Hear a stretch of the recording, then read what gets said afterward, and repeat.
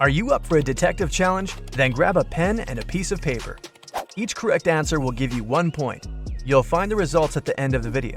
Aaron has just become a detective and already got his first real case.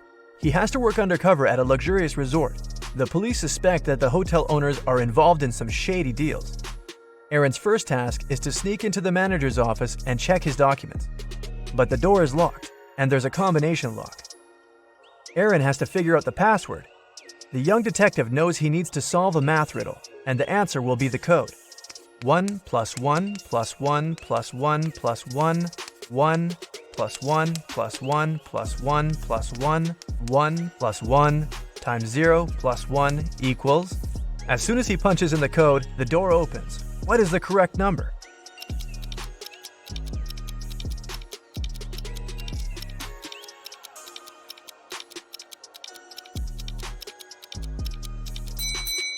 It's 30.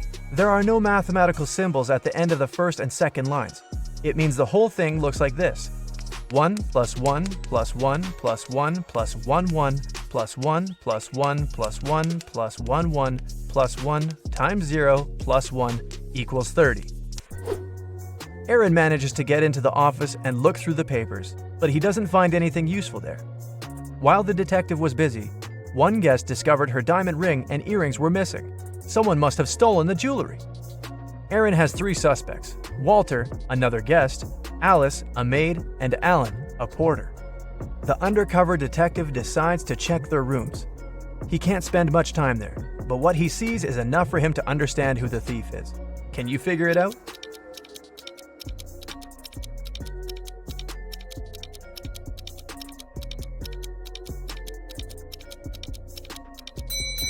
It's Alice. There's already a packed suitcase in her room. She's about to run away with the stolen jewelry. Another day, another problem. This time, someone pushed elderly Mrs. Stevenson into the swimming pool when there was no one around. But this someone didn't know the lady was once the best swimmer of her university, and she never stopped practicing. And it wasn't difficult for her to cross the swimming pool and get out of it at the other side. Aaron asked the lady if she had seen the attacker. She didn't, but she was sure it was someone who knew she'd just received a huge inheritance. The detective needed to talk to 3 people. There were Mrs. Stevenson's son, Terry, her granddaughter, Gloria, and her niece, Judy. Terry said, "These days I've been very busy. Something urgent came up at work. I don't even have time to leave my room to go to breakfast or dinner." Gloria asked Aaron to keep her secret. She was seeing a waiter she'd met at a beach cafe. If her relatives found out, they would be furious. And Judy told Aaron she'd taken a car to go shopping to the city center. Who is lying?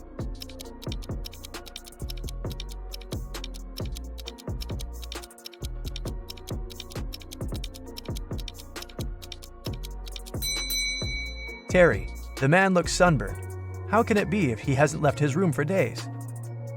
Aaron suspected one guest was involved in the newest criminal scheme of the hotel owners. He started to follow the man, watching his every step. At night, the detective would climb the tree growing next to the man's room and check if he was doing something fishy. One night, he saw the man tossing and turning in his bed for hours. He must be up to no good, Aaron thought. As if on cue, the man picked up the receiver, dialed some number, waited for a while, and hung up without saying a word. Soon after that, he fell asleep. What was the whole thing about?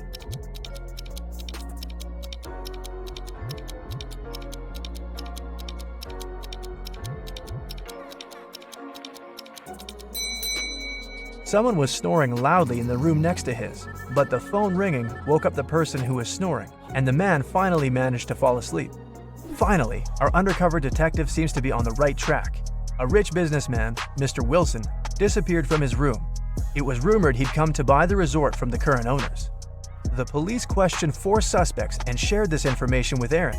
The businessman's assistant said, "I felt unwell on our way here. I went to my room, and as soon as we arrived, took some medicine, and fell asleep immediately." The hotel owner said, "We agreed to meet with Mr. Wilson in a conference room, but I got lost while trying to find him. I finally came there, but Mr. Wilson never showed up." Mr. Wilson's wife, who accompanied him on his trip, said, "My husband was going to meet with the hotel owner. I'm not interested in business, so I went to the spa." Who is behind the businessman's disappearance?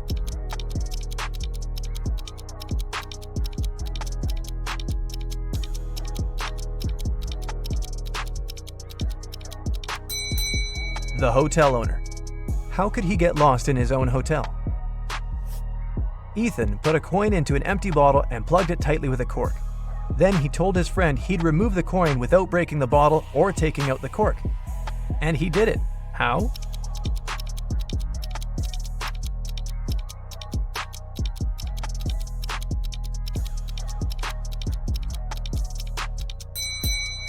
Ethan pushed the cork into the bottle and shook it to make the coin fall out. Jack was about to fail his exam. Luckily, the professor gave him one last chance. The guy had to arrange 4 nines to make them equal 100. He could use any math symbols. How did he do it?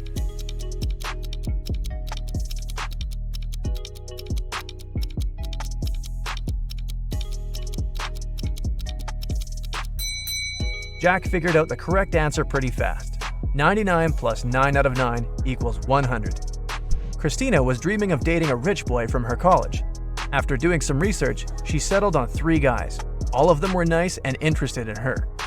But the girl needed the richest. Once she saw them having lunch together. After checking what each of them was eating, Christina made her choice. Which guy did she pick?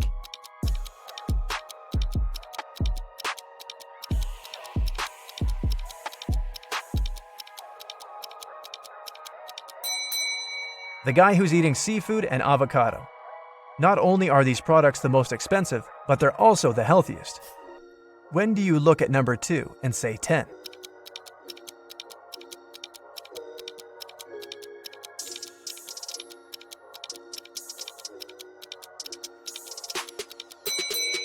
It happens when you look at your wristwatch. You're given 8 eggs. You need to break 2, cook 2, and eat 2. How many eggs will you have in the end?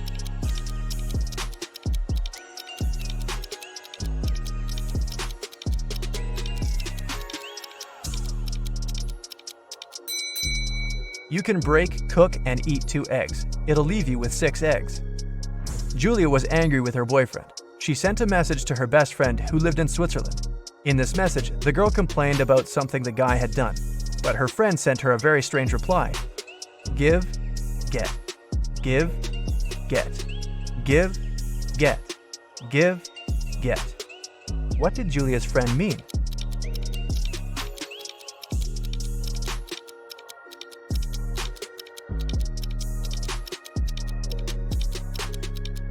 She wanted to say that Julia should forgive and forget.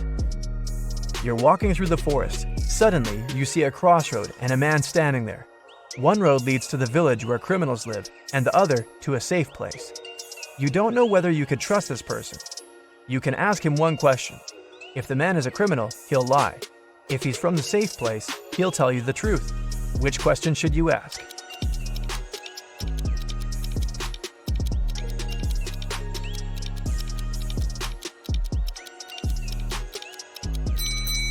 Where is your village? If the person is innocent, he'll send you to the safe place. If he's a criminal, he'll lie and point to the safe place too. It was Mr. and Mrs. Anderson's wedding anniversary, and everyone was getting ready for the party. Mrs. Anderson wanted to put on a diamond bracelet her husband gave her for their wedding. When she opened her jewelry box, she didn't see the bracelet. Trying not to panic, the woman called her teenage daughters, Joan and Andrea. I've told you 1,000 times not to touch my things, and still, one of you has taken my jewelry again. Joan shouted, I haven't touched your jewelry box. Andrea also denied taking her mom's stuff. Why would I need your bracelet? I've got lots of my own. Which girl is lying?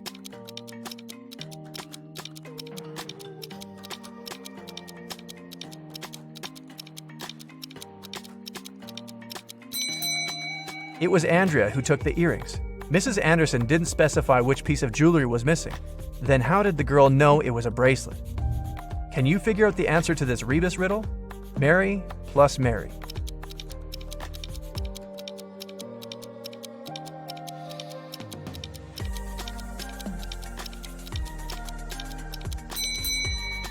The answer is summary. 1 out of 9 identical balls is heavier than the others. How can you figure out which one it is after only 2 weighings?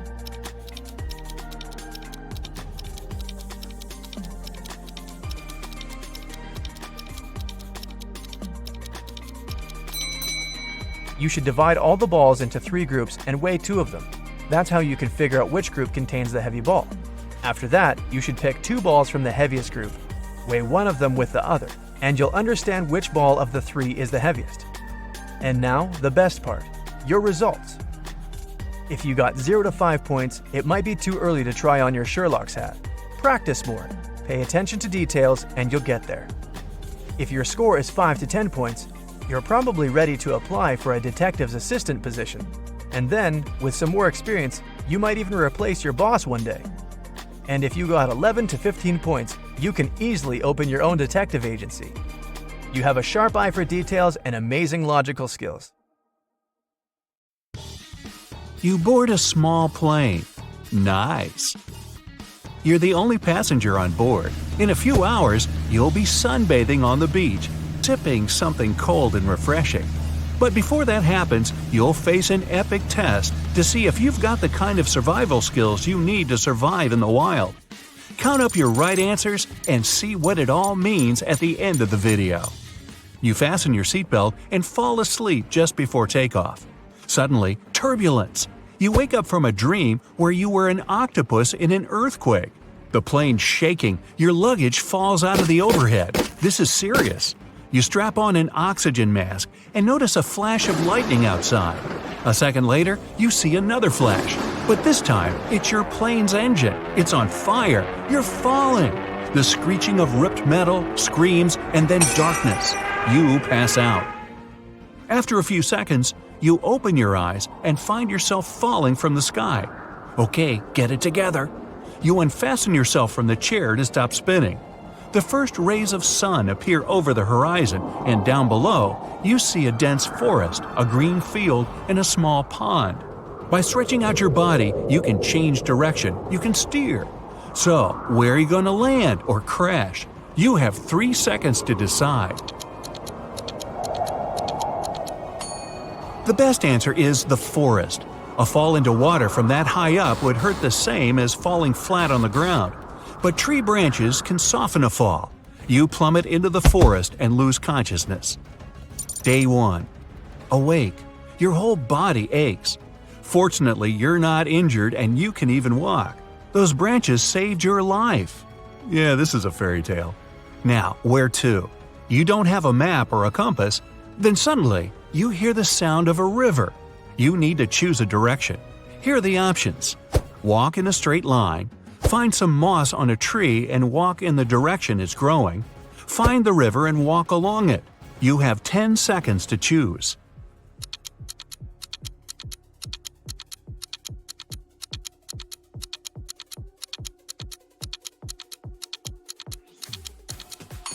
Don't go straight if you don't want to get lost and walk in circles. Navigating by moss? Yeah, I just made that up to mess with you. You should go along the river. It'll lead to a pond or a lake, and there might be people there, or a road, or some signs at least. Day 2. You make it to a lake, but there's no sign of civilization. Now what? Maybe head back up the river? Along the way, you pass out again. You wake up and it's cold, so you drink some river water and try to make a fire.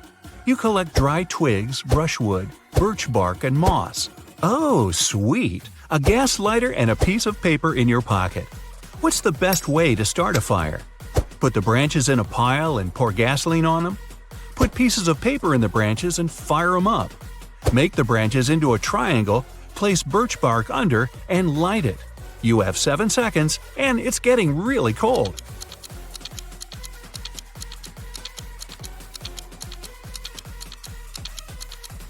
Don't pour that precious gasoline on the branches. It'll burn out too quickly, and those fumes are bad for you.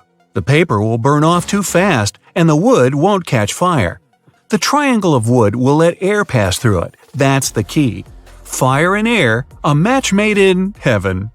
Get it? Match? Okay. Day 3. You finally get warm, drink some water, and continue along the river. Uh-oh, you haven't eaten anything for 3 days. Gotta get on it. You don't know how to fish, so you go into the forest to find some food. You have a few choices. Berries, they look delicious and seem pretty juicy. Ants, mushrooms. You have 7 seconds. Choose wisely.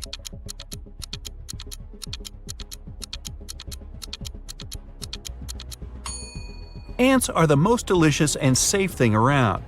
You just can't eat random berries or mushrooms. They can be poisonous.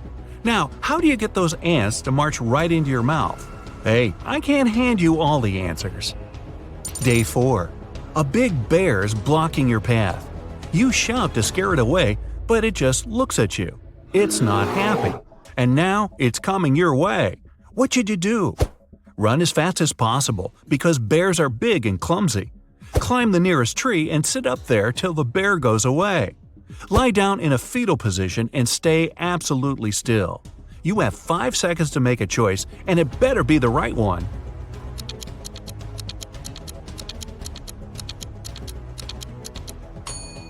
Bears are fast and can climb trees like they're oversized squirrels. The right decision is to pretend to be asleep. The bear will see that you're not a threat and probably will pass you by. Day 5. Heavy rain starts to fall.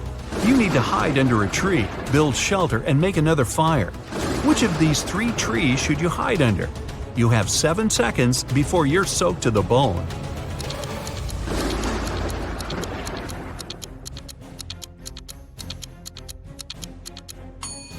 The tree on the left is rotten and might crumble at any moment. There's a snake crawling in the tree on the right. Venomous or not, it's not worth the risk. The tree in the middle is perfect. Day 6. Your stomach starts to rumble. Those ants weren't exactly filling. You decide to catch a fish at all costs. Aha! You could use a piece of your clothing as bait. But where can you find a fishing rope? You have 10 seconds for this one.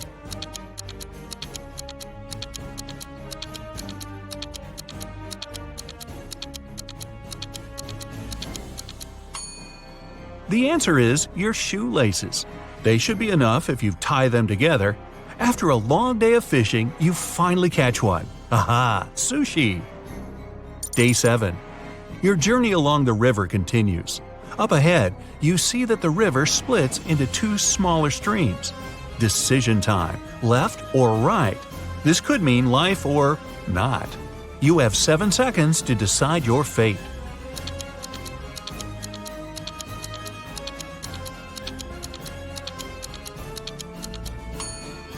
Definitely the right stream. There are wolf tracks by the left stream. A pack of hungry wild animals? Yeah, no thanks. Day 8.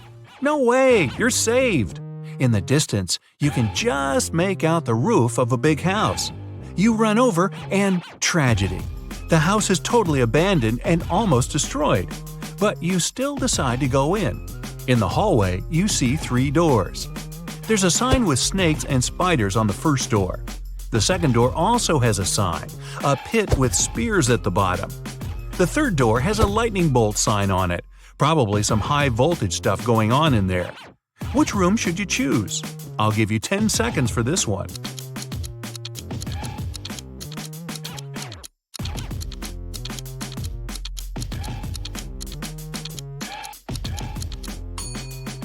Go for the third door. The house is abandoned, so the power's probably been out for years. You decide to stay the night, rest, and move on in the morning, even though it's super creepy. Day 9. Time to hit the road again. In the house, you find a piece of broken mirror and grab it just in case. You've been walking for hours, but the river doesn't seem to be leading anywhere. Then you hear the most magical sound. You look up. A helicopter! You need them to see you, but there's no time to start a fire. What can you do? The helicopter's about to fly off. 5 seconds, quick!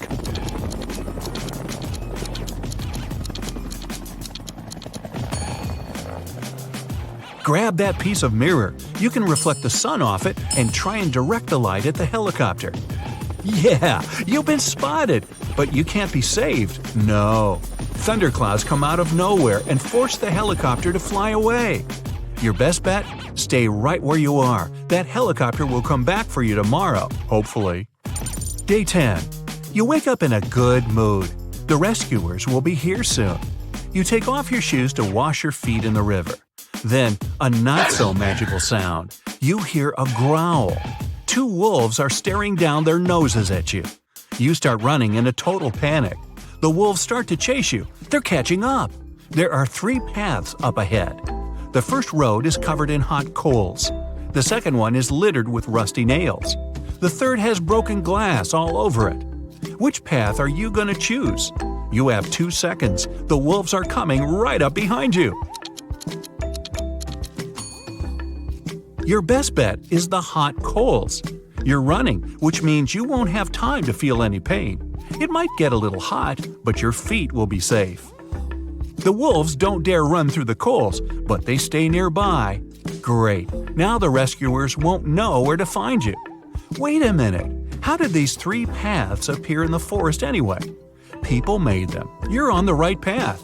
Civilization is near. Yeah, food, water, Wi-Fi. Day 11.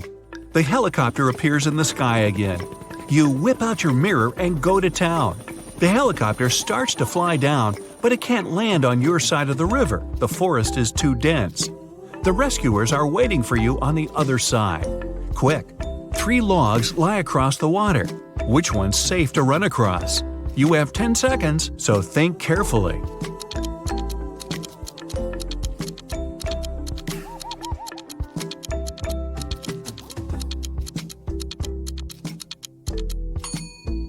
The first log looks old. The river might carry it away at any moment. The third log, well, it's a crocodile. You need to cross the river on the second log. You're saved. Next stop, a cool ocean breeze. But what you don't know yet is that there's one more test. You'll be swept far out into the ocean after you accidentally fall asleep on a little boat you rented. But that's another story. Now, let's check out how well you did. 0 to 4 points? You better not go camping without an experienced guide. Hey, don't worry, survival in the wild isn't for everyone. 5 to 9 points? Not bad. If you get lost in the forest, you won't panic. But things might get a bit hairy if you have to stay out there for more than a couple of days. 10 to 12 points. Wildlife is your second home. If things get really bad, you could just camp out in the woods forever. Hey, just never mind that part about falling out of the plane without a parachute. Wow! While working late at night in a top-secret laboratory, Michael finally managed to create the DNA of a hybrid monstrous creature. After all that hard work, he decided to grab a quick coffee and donut as a little reward. But he came back and saw that the specimen had disappeared from the incubator. Michael lined up Ryan, Jeff, and Laura and confronted them. Who took an important top-secret piece of research I was working on? Ryan said he'd been busy doing some additional research on a separate project and had no idea what was going on. Jeff said he hadn't touched the hybrid creature and had been in the archives digging through some files he needed. And Laura said she'd been in the bathroom the whole time. So, who took the specimen?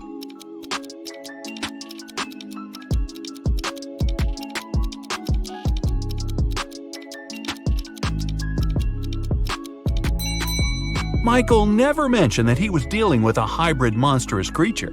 Jeff just let himself get caught. Better think smart next time. Anne absolutely loathes winter, but just like anyone else, she has to go out and do stuff. She had just moved to a snowy city for work and experiences some of the coldest winters. But she managed to make it to the mall to do some quick shopping through a huge blizzard. When she came back to her parked car, she discovered that someone broke into it and took her belongings. When the police lined up the 3 suspects, they each gave their stories. Francesca said she had been polishing her car outside and didn't know anything. Ned said he'd been shopping for clothes, and Earl said he'd been sitting in a cafe on the upper floor of the mall. The police arrested the suspect. Who was it?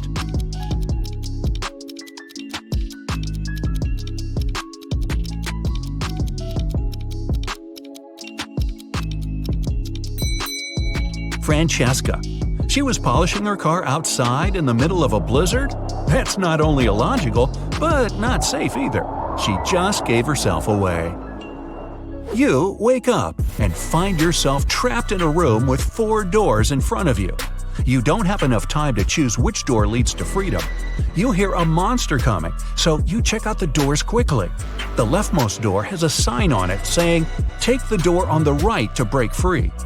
The second door also has a sign saying, "It's the right door." The third door has a sign, "Freedom is just right in front of you." And the last door has a sign, "Don't trust the signs." Which door should you choose?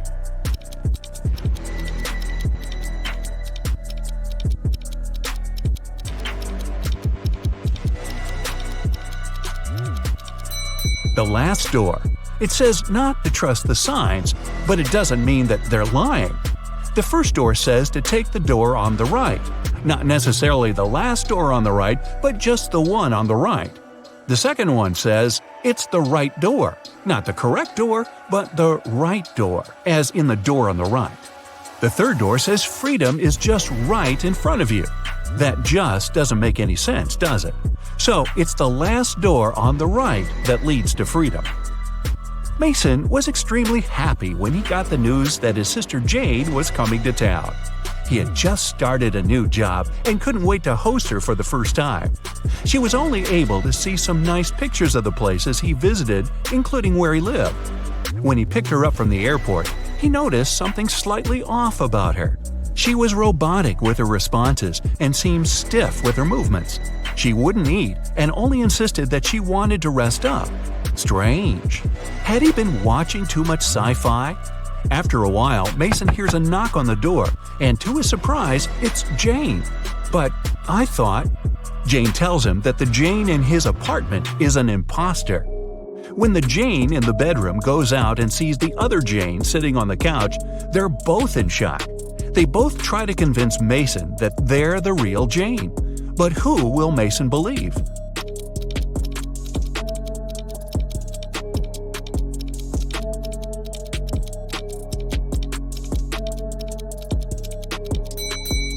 It's pretty normal to come back from a trip pretty tired and wanting to rest. But how did the second Jane know where Mason lived without prior knowledge? And she didn't even break a sweat running up to the apartment. On a nice day, Vivian, who lived in a town on the seashore, decided to go for a hike alone. But after hours of trekking, she ended up on a section of the forest she wasn't familiar with. Before her were 3 paths.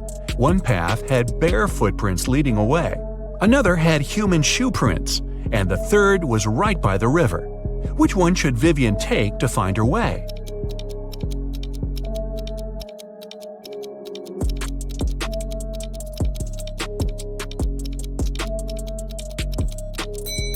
The river path. Since she lives in a coastal town, the river mouth most likely ends up in the sea. That way, she could figure out where she is. Melissa is sharing a train car with 3 other people. It's a very hot day and the air conditioner doesn't even work. James starts complaining and only calms down after opening the window. Melissa lays down her red silk scarf her grandmother gave her next to her. Judith compliments it. Robert, a senior, mentions that he forgot to bring a gift for his wife who will pick him up from the train station. James has a crush on Judith. After a while, Melissa goes to the bathroom and comes back to find the scarf missing. Who was the one who took it?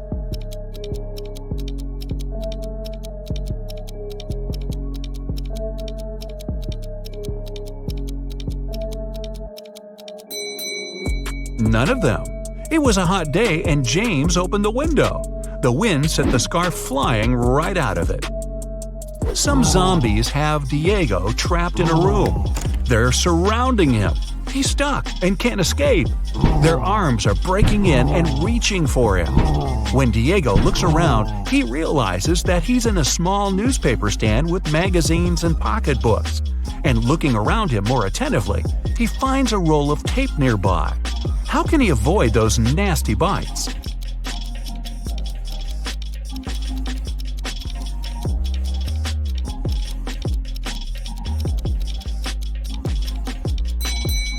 The only way for Diego to escape will be to tape those magazines around crucial parts of his body where they can't lay his teeth on him.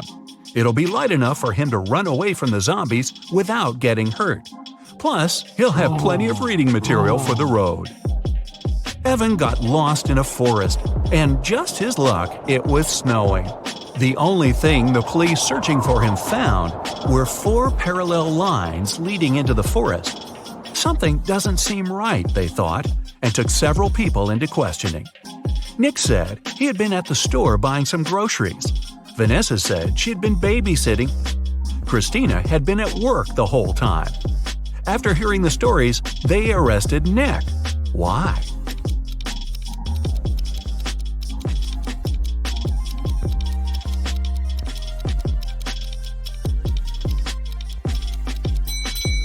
Nick was in a wheelchair. The 4 parallel lines were left by Nick rolling into the forest and back out.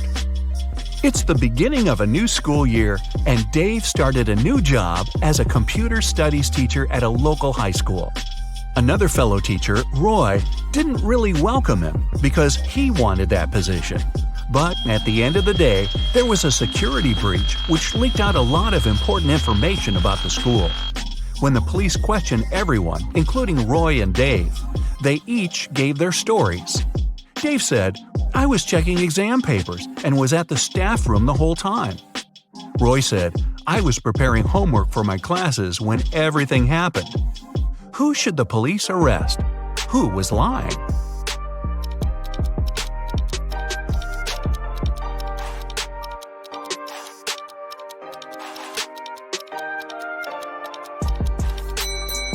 Dave. There wouldn't be any exams on the first day of school. Gareth is in a pickle. He's at the police station looking at the lined-up suspects, one of whom stole Beth's bag while she was having a picnic in the park. He observes them. Beth describes the culprit as someone big, no hair, and wearing a black jacket. All the men lined up matched the description. Gareth looks at each of them, and they all have one distinct trait that makes them stand out from each other. Suspect number 1 has a beard. Number 2 is wearing shorts. And number 3 is wearing glasses. Gareth knows immediately who to arrest. Who is it?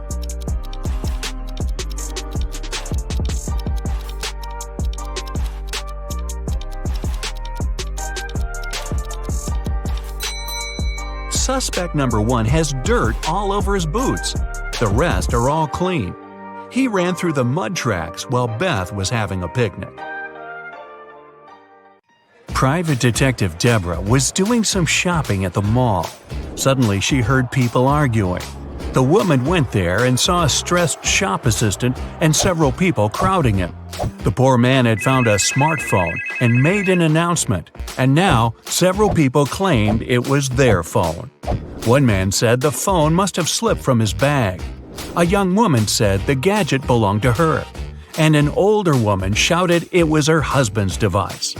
That's when the phone rang. For some reason, the shop assistant handed it to Deborah. The woman glanced at the screen and immediately gave the phone to the man. How did she understand whose device it was? Deborah saw the word wife written on the screen.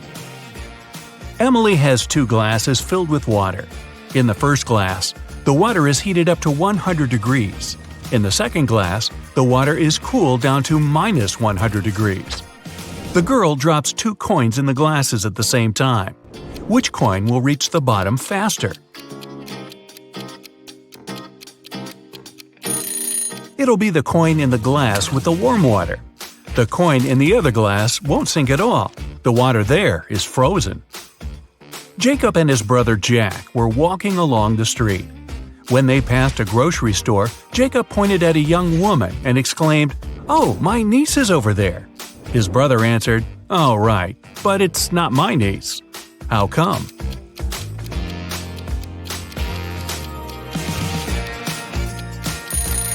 The young woman is Jack's daughter.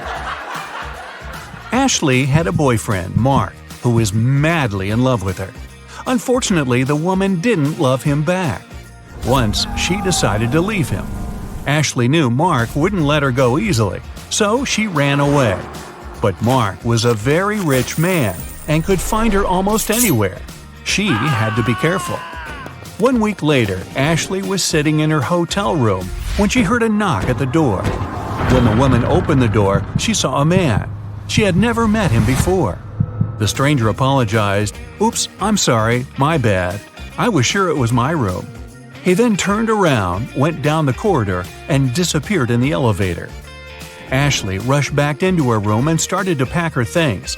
She instantly knew Mark had found her. How did she figure it out?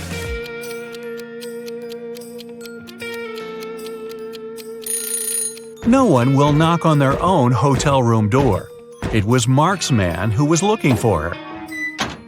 The faster you run, the harder it is to catch this thing. What is it?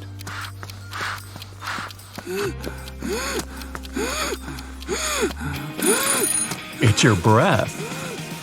David and his wife Jessica moved to another town. The place wasn't big. For the locals, new people coming to live there was a big deal. That's why, the next day, the couple's curious neighbors came to say hello. Karen introduced herself and said she was sure they'd become great friends. She had even cooked cupcakes for David and Jessica. Elderly Mrs. Latham told the newcomer she'd been living in the town for almost 80 years. Betty was extremely excited. A man's come to live in our small town. And so good-looking at that. Awesome news. Two of the neighbors seemed a bit creepy, and only one looked normal. Who was it?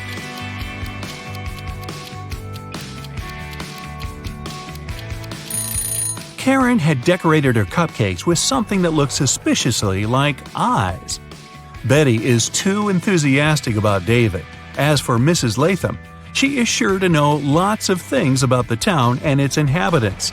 She can be a useful source of information, and she cooked them some soup. Brandon's wife told him to cook several eggs, but the man had to boil them for exactly 2 minutes. She left her husband 3 hourglass timers for 3, 4, and 5 minutes. How can the man boil the eggs for exactly 2 minutes? Brandon waited until the water started to boil. Then he turned over the 3 and 5 minute timers.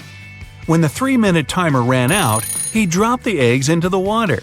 And when the 5-minute timer ran out, he had his perfectly boiled eggs.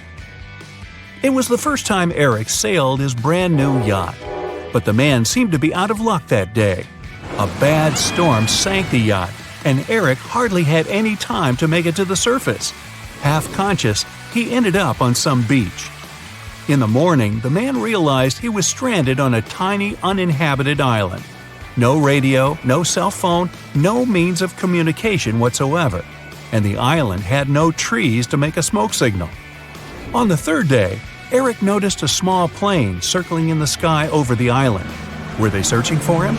But the aircraft was flying too high, and the pilot couldn't see Eric. And still, the man did something, and soon he was picked up by a rescue helicopter. How did he attract the pilot's attention? Eric picked up some stones and used them to write SOS on the sand. Helen lives in Singapore with her husband Dennis.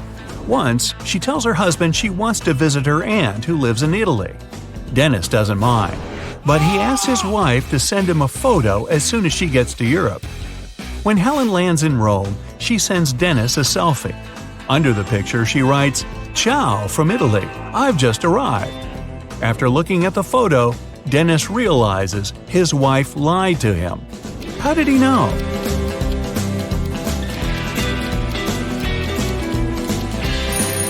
In the picture, the clock on the wall shows exactly the same time as the clock in the kitchen, which is in Singapore. If Helen was in Rome, the clock would show a big time difference. One day, Christopher decided he had to develop his logical thinking skills. The guy found a tutor and started visiting him to have private lessons. But this teacher had one interesting habit. Closer to the end of each lesson, he always gave Christopher several riddles. The guy wasn't allowed to go home until he solved them. This Friday, the first riddle went like this. How can you make 6 into an odd number? Tricky. How?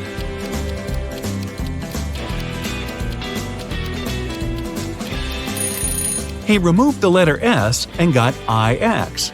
That's 9 in Roman numerals. But the guy knew it was just the beginning. The next riddle was even more difficult. It's thin, but when water splashes it, none seeps through. When hit, it changes color. It covers an incredibly complex thing, yet it's very easy to flex. What is it?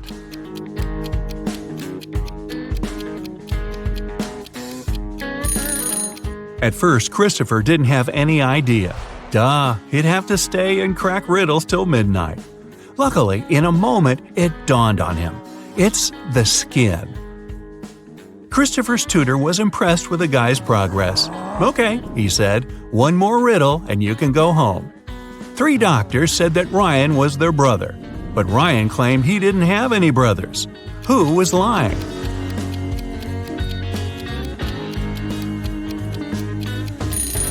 Christopher figured out right away that everyone was telling the truth.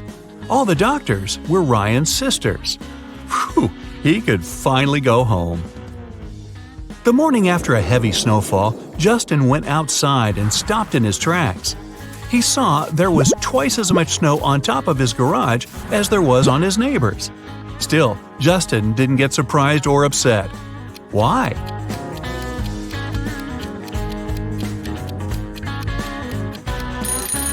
Justin's garage is twice as big as his neighbor's.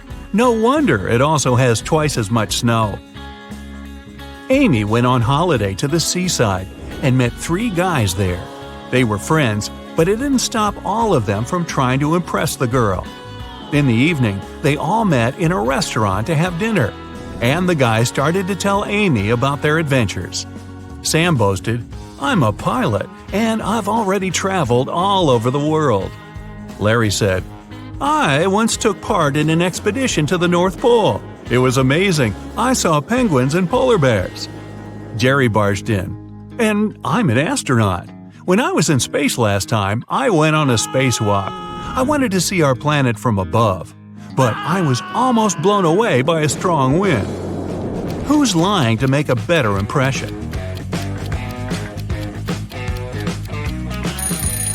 Both Larry and Jerry are lying.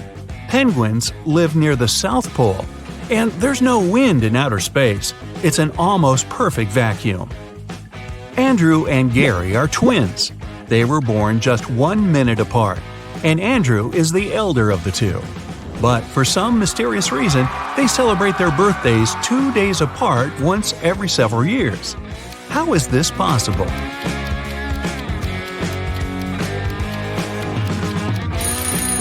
Andrew was born at 11:59 p.m. on February 28. It wasn't a leap year. So Gary, who appeared just 1 minute later, was already born on March 1st. That's why, during leap years, they have 2 days between their birthdays. A famous scientist went missing. The last time his colleagues saw him, he was in his laboratory. When the police arrived, they found a calendar lying on the man's table. There were several numbers written in pencil at the bottom: 6, 4, 9, 10, 11. The police officers had 5 suspects: David, Sarah, Jason, Betty, and Kevin. Who is behind the scientist's disappearance? It's Jason. The numbers stand for months, and the first letter of each month spells the name of the criminal. So the 6th month is June, and the first letter of June is J. The 4th month is April, and the first letter of April is A, and so on. Smarty pants. You go to a swimming pool once a week, and today's the day, but everything suddenly goes wrong. As soon as you enter the swimming pool, you look at the TV in the hall. Breaking news! Someone spotted a zombie in town. They probably went downtown, and they may be anywhere. If you see one, call the police immediately. You think it's probably safer to stay in the swimming pool. Zombies are slow and probably aren't good at swimming. So you go to the shower to change, but as soon as you enter the shower room, you notice that something's off. Who's a zombie?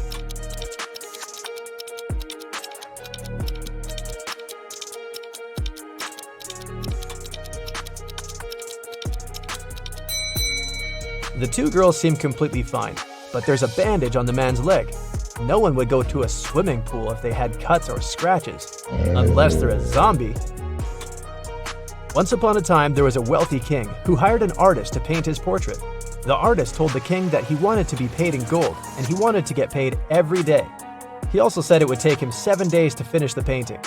The wealthy king had only large bars of gold, and he wanted to give 1 bar for his work. But since the artist wanted to get paid daily, he needed to come up with a plan. He had a magic tool that could cut any material, but it was able to make only 2 cuts. How did the king split the gold bar so that the artist got his gold every single day in equal amounts?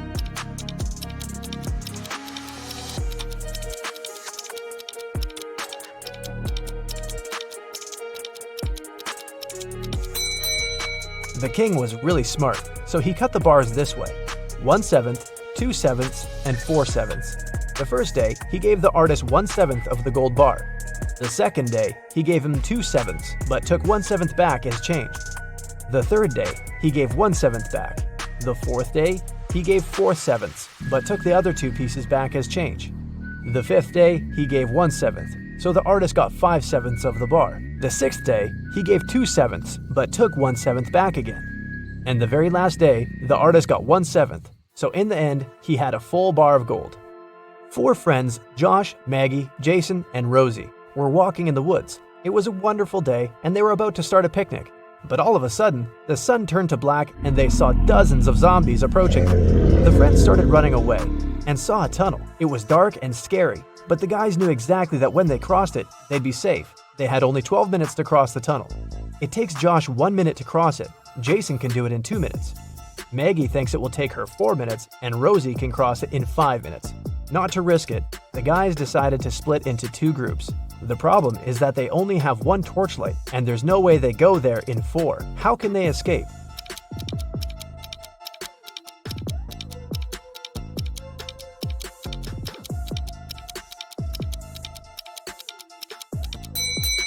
First, Josh and Jason should cross it with a torchlight while the girls are waiting on the other side. It takes 2 minutes, plus 1 minute for Josh to go back. They still have 9 minutes. Josh hands the torchlight to the girls, and they cross the tunnel in 5 minutes. 4 minutes left. When the girls are on the other side, they give the torchlight to Jason, who comes back to take Josh in 2 minutes, and they run back together in another 2 minutes. The airport security had an emergency alert. There's a man with fake documents trying to fly away from New York. They had 3 suspects who look almost the same. Which passport is fake?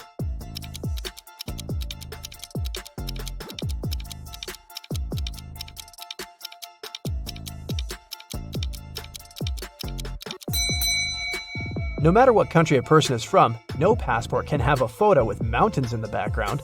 All backgrounds should be solid. John's passport has a suspicious photo in it. His documents are fake. Mason is a lifeguard. One day, a girl came up to him asking for help.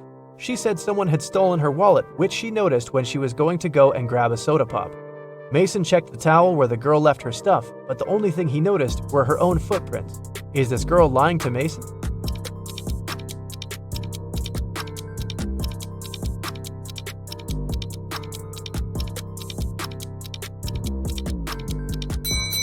The girl was telling the truth. Mason had an eagle eye, and he saw a guy with a fishing rod. He must have stolen the girl's wallet. No one wants to go fish in the public beach. Robbers stole a few precious gems the other day. The police were alerted immediately, but they didn't know where to look for the thieves. Suddenly, they got an anonymous email. Check all the bottles in the cars leaving the town. Best regards, Mr. X. At the end of the day, the officers stopped a car loaded with boxes and bottled water. The bottle bottoms were all covered with paint, so they thought the gems should be in one of them. The level of water was the same in all the bottles, but when one of the officers placed one of them right next to the box, he instantly realized something was off. What was it?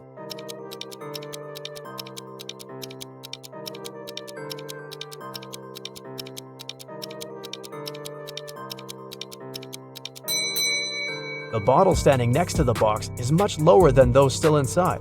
The police then found there was a double bottom and the gems were hidden right underneath it. 2 friends, Martin and Clyde, had a bet. Martin said he would throw a ball and it would come back to him. He also said there would be no obstacle or wall the ball could ricochet from. Clyde said it was impossible, and he lost. How's that?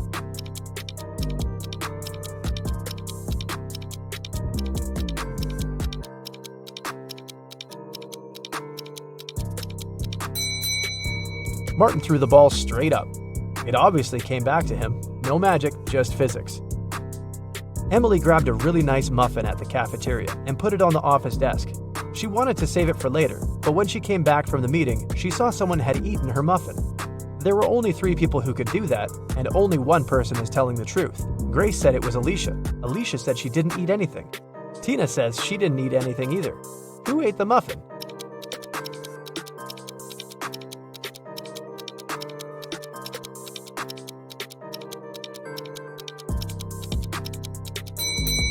It was Tina. Only one person is telling the truth, and it's Alicia. If Grace or Tina told the truth, then there would be 2 truthful people, but Emily knew only one person wasn't lying. Patrick really wanted to come to a private party, but the security would ask each person if they knew the secret access code. Patrick decided to overhear their conversations. When the person came up to the entrance, the security said 6, and the guest said 3. Then the security said 10 to the second visitor, and the reply was 3 as well. The third visitor also said 3, but the security said 2. Patrick thought he was ready to join the best party in town. When he came up to the entrance, the guard said 7, and Patrick replied 3. The security didn't let him in. What should Patrick have said to get into that fancy party?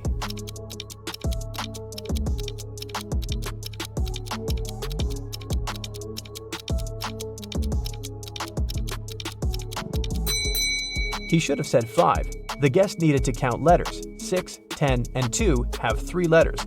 That's why the answer was 3. In the word 7, there are 5 letters. Ben loved diamonds. For some time, he would spend $5,000 a day on precious stones. At some point, he realized he had too many gems, so he started selling them at $3,000 a piece. Sometime later, he became a millionaire. How is that possible if he was obviously losing money?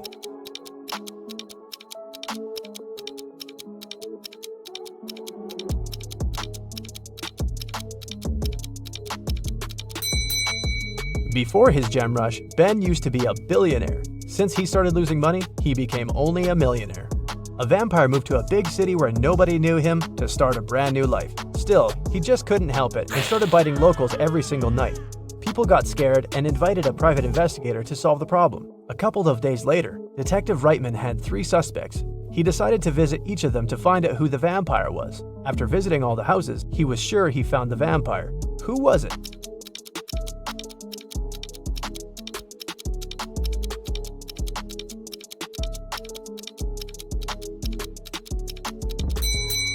Well, the man on the left has loads of garlic in the kitchen, and vampires are scared of it. The second suspect had a lot of silver-plated accessories, earrings, piercings, and a chain. Vampires don't really like silver. The guy in the blue shirt is a vampire.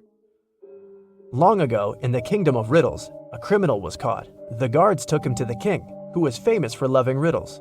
King Archibald said that if Harry, the criminal, managed to solve his riddle, he would set him free. Harry agreed, and Archibald drew a 2-foot line on the ground with his foot. The king asked Harry to make this line 2 times shorter without touching it. In the end, Harry was free. What did he do?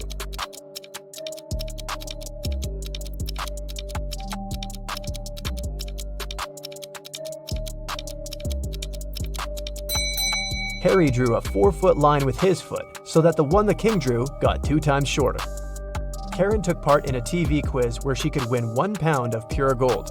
This quiz wasn't like ordinary ones. At the end of the show, the host brought her 3 large jars. Each of them has 1 pound of pure gold inside, plus some unpleasant surprise. The first jar has venomous snakes inside, the second one is full of acid, and the third one is filled with boiling hot water. Karen could only use her hands to get the gold out of the jars. She has 30 minutes to think. Which one should she choose?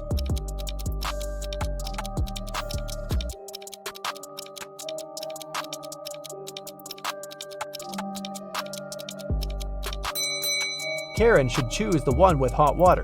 It cools down pretty fast, and it's gonna get lukewarm in half an hour. Guess who's rich now?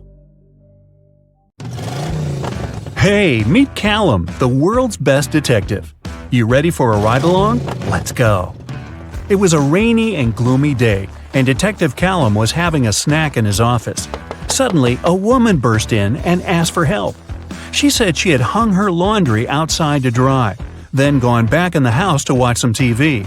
When she went back out, her favorite dress was gone. She suspected her neighbor, Jane. She was always jealous of that dress. She even wanted Jane arrested. Detective Callum wasn't impressed. He said she had just made up the whole story. How did he know?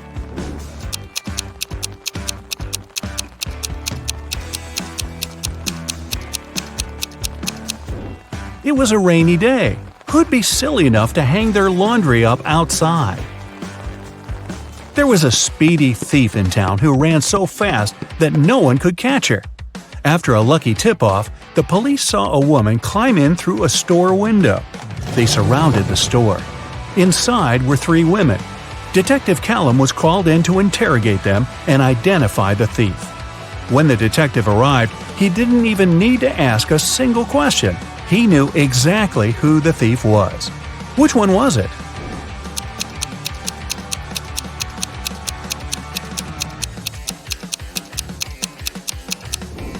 It was the 3rd woman. These 2 are wearing heels. They wouldn't be able to run in those things. The 3rd woman is wearing sneakers.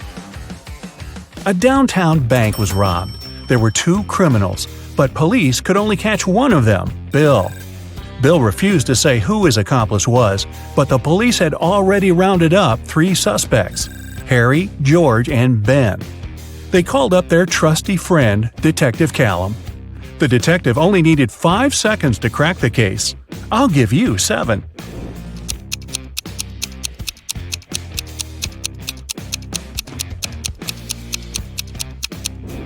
It's Ben. Look, he has the exact same tattoo as Bill. Several women had gone missing recently, and even though it was a small town, police just couldn't catch a break. No clues for months. One day, Callum spotted the kidnapper going into a small abandoned shed. When he burst in, he found himself looking at 3 women. They all said they were locked in this small room and hadn't been out in months. But Callum knew one of them must be the kidnapper who was just pretending to be a victim. The first woman said her name was Genesis. She had been there about 8 months. The second woman, Tatum, said she had been there about 6. The third woman, Chloe, said she'd only been locked up for about 2 months. The detective knew exactly who the kidnapper was. Do you?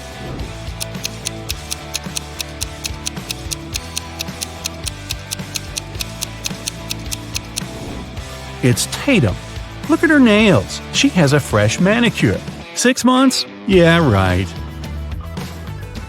The owner of an ice cream parlor filed a theft report. Someone stole all the money from the register. He was only gone for like 2 minutes. Detective Callum showed up 20 minutes later. There were 3 people inside. Ainsley said she had been talking on the phone with her friend. She hadn't seen anything. Rhett said he just arrived a couple of minutes ago. Joshua said he wasn't really paying attention. He didn't notice anything. So, can you figure out who's lying? Who stole the money?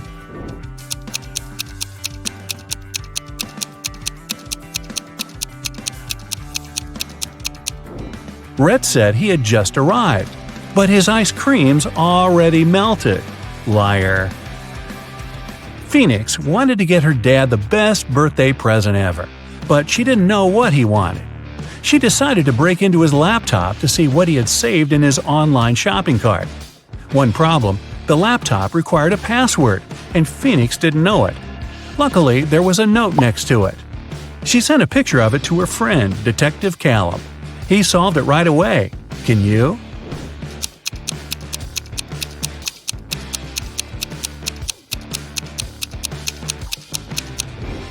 The note doesn't make sense because it's upside down. Flip it over and you'll see a sequence of numbers 88, 89, 90, 91. The numbers before it are 86 and 87. So the password is 8687. Detective Callum traveled to a small neighboring city where young women were being kidnapped every day. 4 had already gone missing. They all lived on the same street. Their names were Ava, Bella, Celeste, and Daphne. There were only 3 women left on the street: Ava, Riley, and Georgia. Callum had to act fast. Who would be the next target?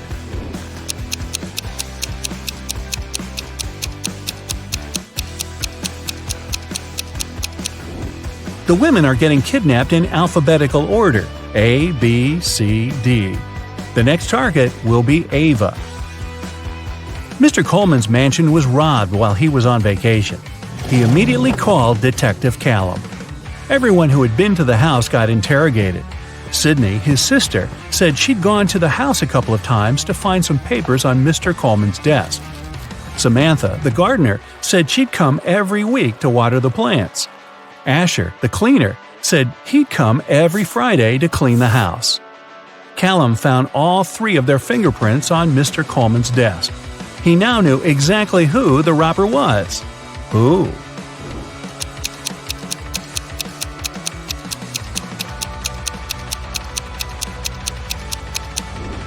It was Samantha, the gardener. Sydney and Asher had a reason to touch the desk, but Samantha wasn't even supposed to be in Mr. Coleman's office. There aren't any plants in there. A rich woman was robbed on her private yacht during a ferocious storm. A witness said they saw Kai watching the woman right before she was robbed. Kai denied everything and said he was in his cabin at the time, writing a letter to his wife. Detective Callum asked to see the letter. 5 seconds after Kai handed it to him, Detective Callum put him in handcuffs. Why?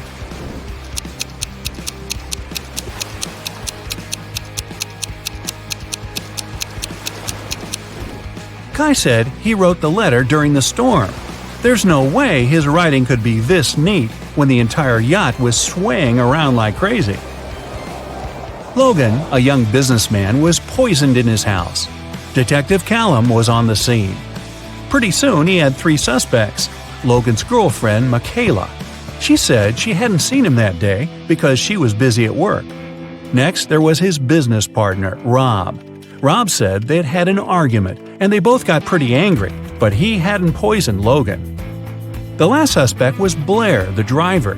She said she wouldn't know how to poison someone even if she wanted to. Who should Detective Callum arrest?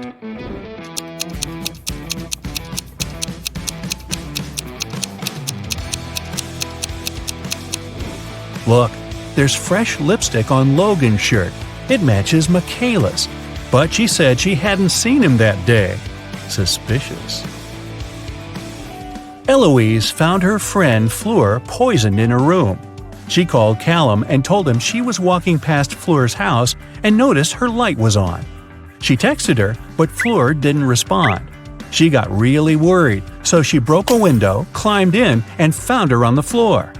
But Detective Callum didn't believe her. He immediately arrested her for poisoning her friend. Why?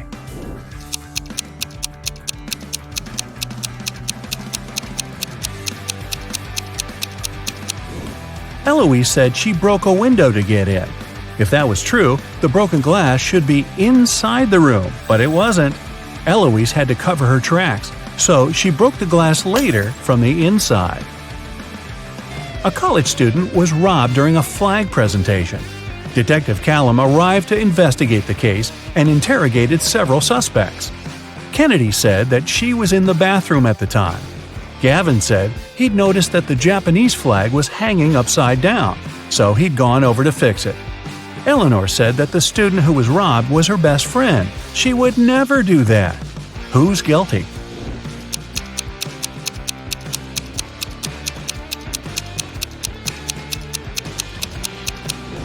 It's Gavin. He said that the Japanese flag was hanging upside down, but that flag looks the same either way. He's lying. Someone stole a diamond necklace at a private VIP party.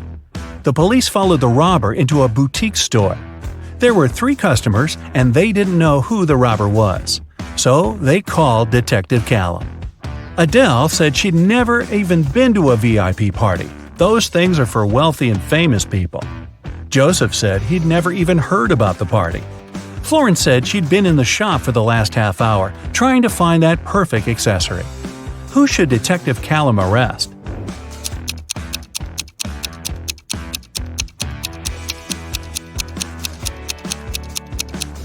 Adele. She's wearing a gold bracelet and earrings. Seems like she was just at a pretty fancy event. Maybe a VIP party? Detective Callum got word that some outer space species had landed on Earth. He had a special mission to spot the aliens and report the information. He walked into a cafe. Aha! I spotted one. Who did he suspect?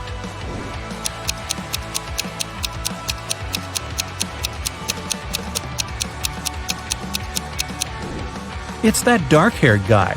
He has 6 fingers. Mr. Brown, a wealthy businessman, was robbed last night. Detective Callum arrived as soon as he could and questioned 3 of Mr. Brown's neighbors. Mrs. Jonas said she got back late last night and went straight to bed. Mr. Polson said he'd always wanted to see the ocean, so he went on vacation to Bolivia. He just got back about an hour ago. Mr. Tanner said he'd spent the whole day working in the garden and went to sleep around 8 p.m. Who did Detective Callum arrest?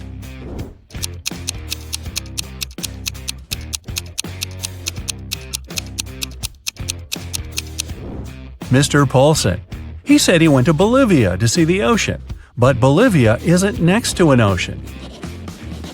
Richard ran into his boss's office. Finn had just hit him in the bathroom for not helping him with his weekly sales presentation. But Finn denied it all. The boss called his golf partner, Detective Callum. He arrived, looked at Richard and Finn, and somehow knew that Richard had lied. How did he know?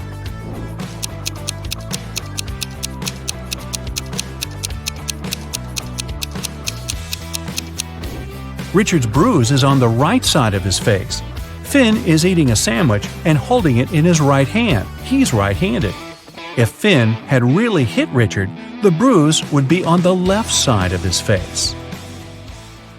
So check this out. 3 men are sitting around a table drinking coffee. They all look alike, but only 2 of them are brothers. The third one just doesn't belong at all because he's an alien. Who is it?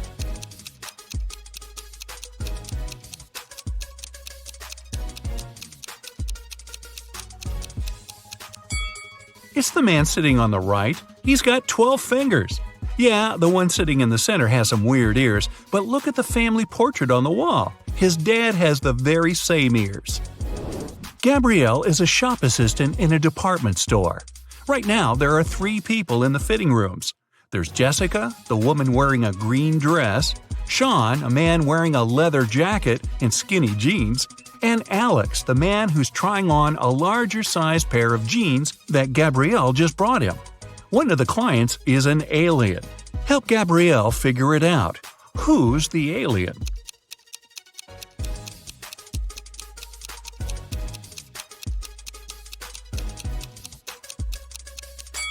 It's Alex.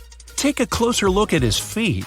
Only a reptile or an alien would have feet like that. Jessica was walking through the dark woods. Suddenly, she saw a castle.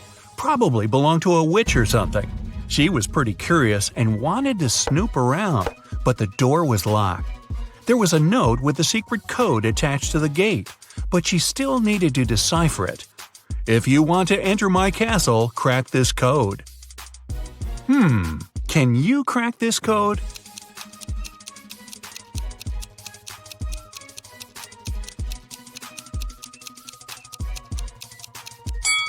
The answer is witch.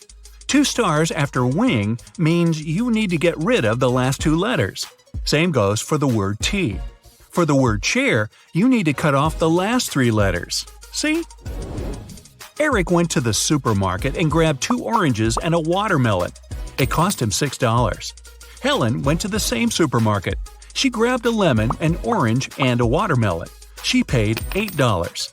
The oranges, lemons, and watermelons all have different prices. What's more expensive, an orange or a lemon?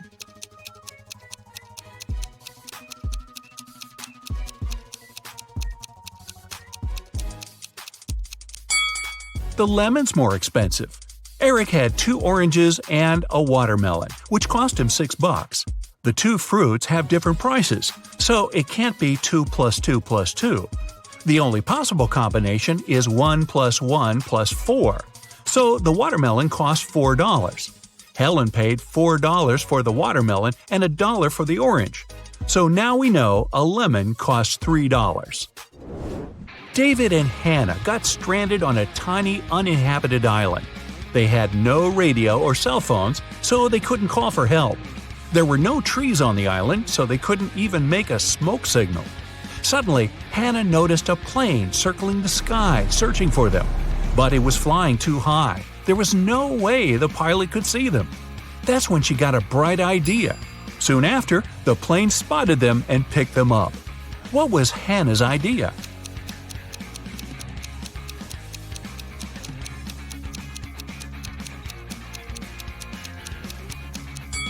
She used rocks to spell out SOS on the sand.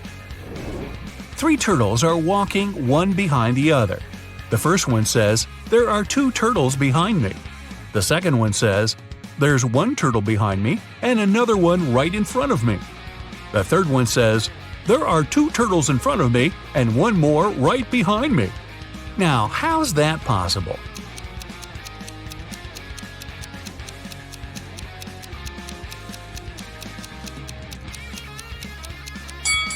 Well, they're walking in a circle, very slowly. On a farm, there's a cow, 2 horses, and a cat. Farmer Jack drives up to his farm accompanied by his dog, Fluffy. How many feet are there on the farm?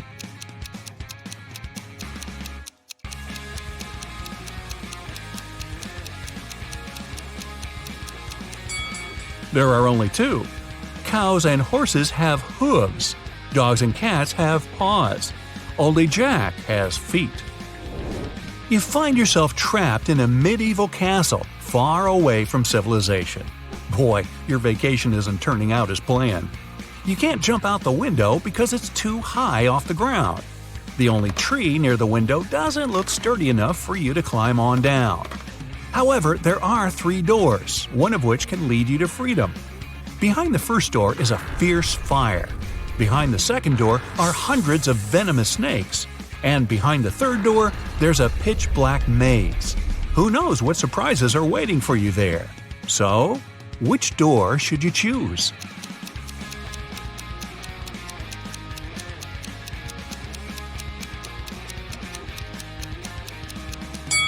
The third door.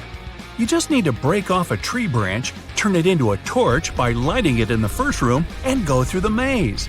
At least you'll be able to see where you're going. Maria lives in Paris, and once every 2 weeks she goes to Saint-Tropez to see her grandmother. She bought a ticket from the machine, finished her coffee, and headed to the train. But this weekend, something went wrong. She didn't make it to Saint-Tropez. Why not?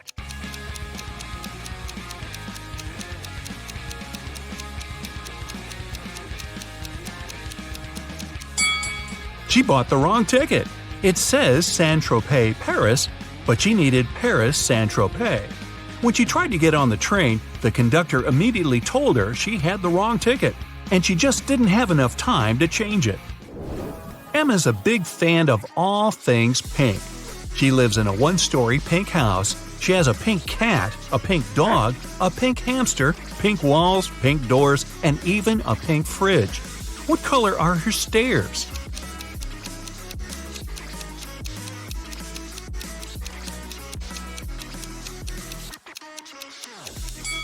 She doesn't have stairs. She lives in a 1-story house. But that house sure gets a lot of stares from the neighbors.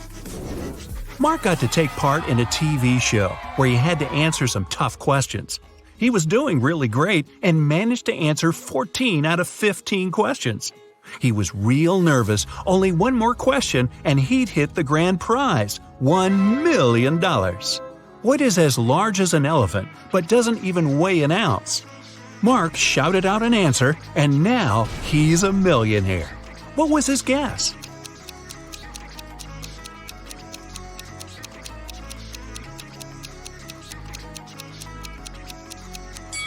It's shadow. It's as large as an elephant, but it's weightless.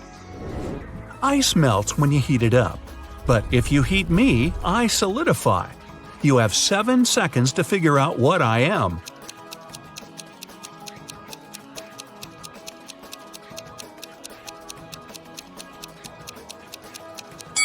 I'm an egg.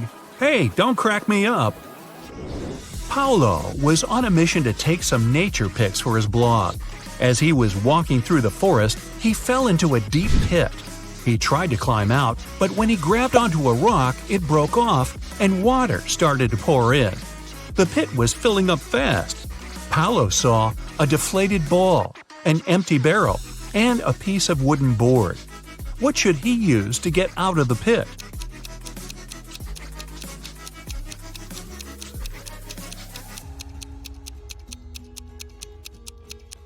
The deflated ball is too small and has a slit in one side. The wooden board wouldn't support his weight. The best option is the empty barrel. It might just keep Paolo afloat. Anthony majored in accounting at the university. His roommates wanted to test his intelligence. They took 3 envelopes and wrote some messages on them. Then, they put the answers to Anthony's upcoming exam in one of the envelopes. Only one envelope has a truthful message written on it. The other 2 are lies. Anthony isn't allowed to open the envelopes before choosing. The first message read, "There are no exam answers here." The second read, "The exam answers are here." And the third message read, "The exam answers aren't in the second envelope." Which envelope has the exam answers in it?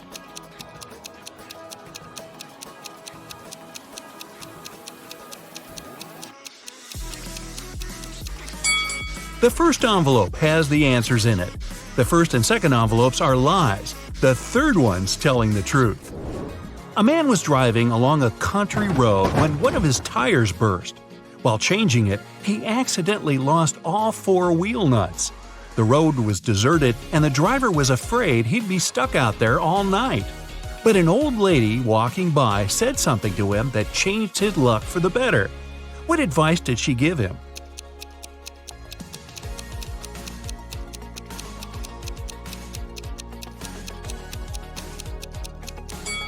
She told him to remove 1 nut from each of the other wheels and use them for the 4th tire. This way, he could get to the nearest service station. King Archibald had no one who could inherit his throne. That's why he decided to hold a contest to find a worthy successor. He gave a seed to every participant and announced that the person who grew the healthiest and most beautiful plant would become the next king or queen. On the final day of the competition, the king saw hundreds of people with plants of all sizes and shapes, but he ignored them all. He ended up choosing a lady holding a pot with nothing in it but moist dirt. How come she won?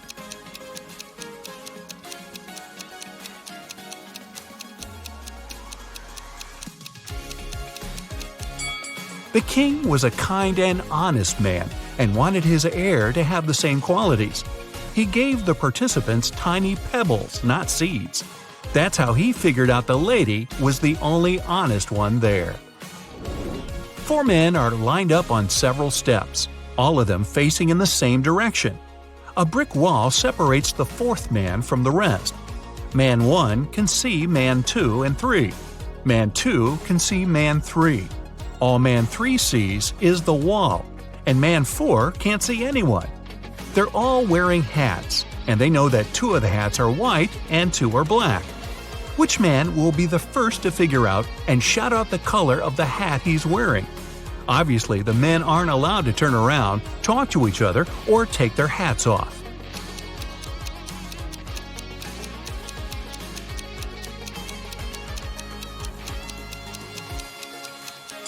It'll be man 2. Man 3 and man 4 can't see any other hats. Man 1 sees 1 black hat and 1 white hat, so his hat can be either white or black. Man 2 only sees 1 black hat, but he realizes that if he were also wearing a black hat, Man 1 would know his hat was white. And since Man 1 hasn't said anything, Man 2 must be wearing a white hat. And if you figured all that out, well, my hat's off to you.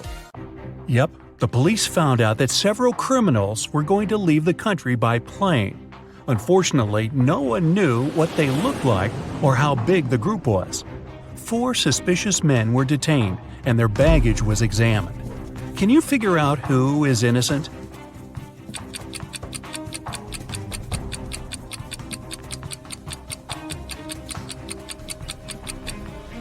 Why would a bald man need a shampoo? A supposedly blind person with a flashlight, toothpaste without a toothbrush. It seems only the man on the left isn't a criminal. Anne invited her friends to spend a week in her house. The young people were having tons of fun. The day before they had to leave, a terrible storm started. It was pouring with rain.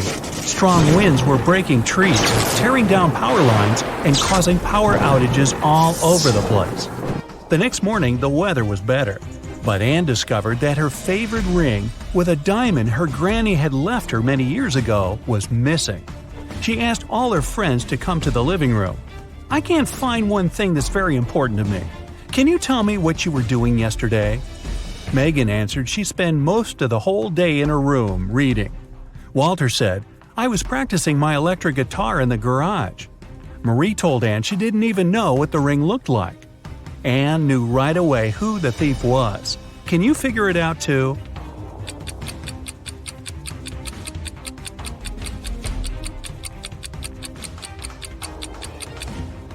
There was a power outage. It means Walter couldn't be playing an electric guitar. And Anne said nothing about the important thing being a ring. So how did Marie know it? Walter and Marie stole the ring together. A jewelry store manager called the police. "Help!" he shouted. "My store has been robbed!"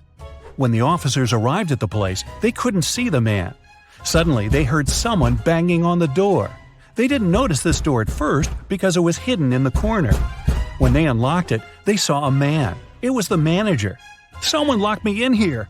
It must be one of the shop assistants." The police officers asked the man to call his employees. They were going to question them. "Just a second, I can't find my phone." "Ah, here it is." The manager didn't even start to dial the number before the officers arrested him. Why?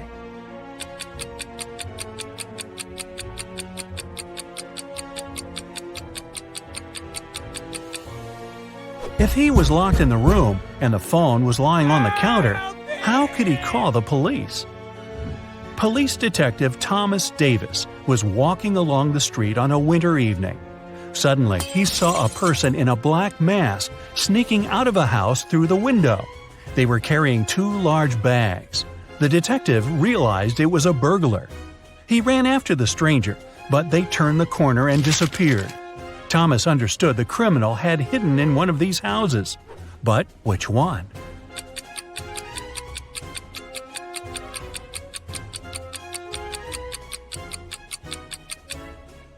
It can't be the house on the left. There are too many people inside. There are no footprints in the snow leading to the house on the right. It means no one has been there for quite some time. Which leaves us with the house in the middle. Nathan sneaked out of the house late in the evening to meet his girlfriend. The teenager thought he was extremely careful and quiet, but his whole family knew about his plan. They were aware the guy would return at midnight. They decided to make a bet. The one who would see Nathan first when the guy started climbing the fence would be the winner. No chores for them for 1 week. Not to fall asleep, Nathan's dad switched on the TV. The teen's grandfather settled in the living room to read a book. The grandmother went to the kitchen to make pizza. And Nathan's mom went to her room, sat down on the floor, and started to meditate. Who's going to be the first to spot Nathan when the time comes?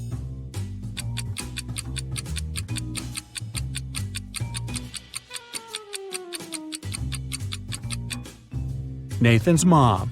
Her eyes will be used to the darkness, and she will see better than the others. A family with 2 teenage children went on vacation to the seaside. They lived in a small bungalow almost right on the beach.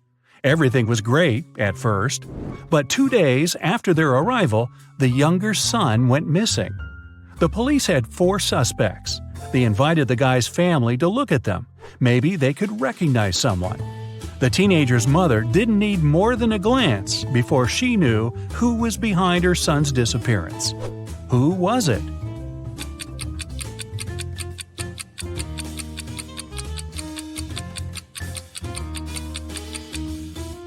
It's the man wearing the missing guy's baseball cap. Carl, an heir to a giant fortune, was found unconscious during a wild party. His sister, Sarah, stumbled across him in the bathroom. The guy was lying on the floor, barely alive. Sarah immediately called the ambulance and police. Carl was taken to a hospital. Doctors saved his life, but the guy was still unconscious. He couldn't talk. When the police questioned Sarah, she told them that her brother had felt unwell. He went to the bathroom to freshen up. After some time, she heard some noise and went to check on him. Carl must have slipped and hit his head on the sink. After the police officers heard this story, the sister got arrested right away. Why?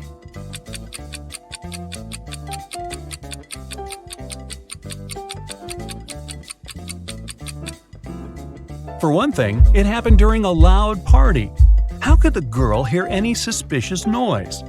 Carl was also lying too far away from the sink, which was on the other side of the bathroom. Boy, with a sister like that. Look at this picture and try to figure out who is from the future.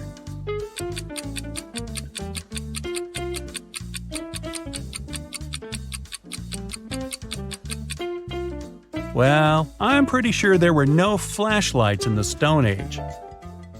All the people working in the office, Janice, Brian, Teresa, Sean, and Roy, used the fridge in the kitchen to store their lunch.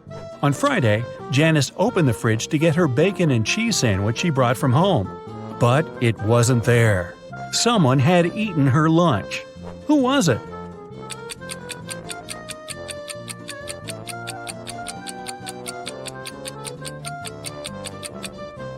Well, it couldn't be Brian. There's a wet umbrella near his desk.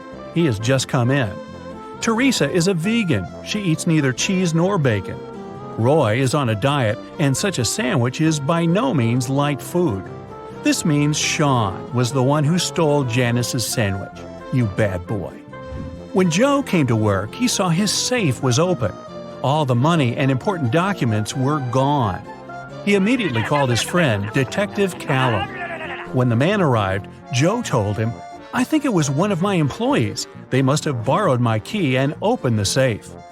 Callum questioned the three people who worked for Joe. Wayne said, "I don't even know what the safe looks like. And of course, I don't know which key opens it." Austin said, "I'm Joe's assistant.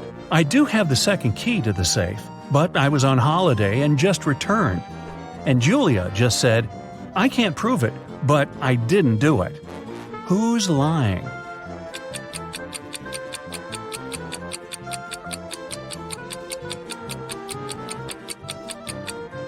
Wayne. No one told him the safe could be opened with a key, not a combination lock. Then, how did he know? Someone stole several expensive t-shirts in a designer clothing store. The manager told the security guard he had half an hour to find the thief. "If you don't make it in time, you'll be fired." The guard rushed to watch the CCTV footage. Luckily, he managed to figure out who the thief was before his time ran out. And do you know who it was?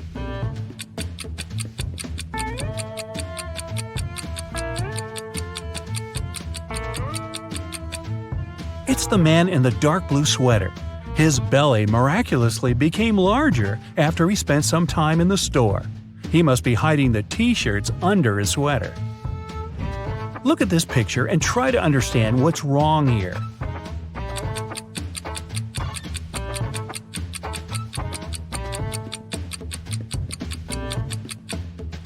The reflection in the mirror is all wrong. Terry was sailing around the world when his yacht got caught in a terrible storm. At one moment, the guy hit his head against the mast and lost consciousness. When he came around, he was on a beach. Unfriendly-looking locals had gathered around. Soon, Terry figured out they really didn't like strangers. They offered the guy three options: to send him to a cave filled with tarantulas, throw him into a pit swarming with yellow scorpions, or make him meet hungry lions. What should Terry choose to survive?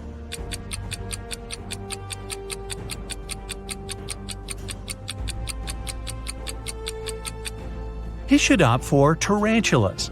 These creatures look terrifying, but they are mostly harmless to humans. Mostly. Captain Jack was a feared pirate who had robbed thousands of ships. He did it with the help of just one small trick. It allowed him to approach any ship from any country close enough to board it. What was this trick?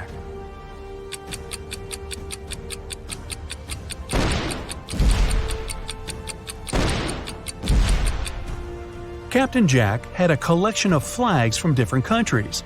Instead of using Jolly Roger, the fearsome black flag, he raised the flag of the country the ship was from. It got him immediate access. In what situation do you have more chances to survive? If you're falling from a 10-story building, or if you come across several scary snakes that look unfriendly.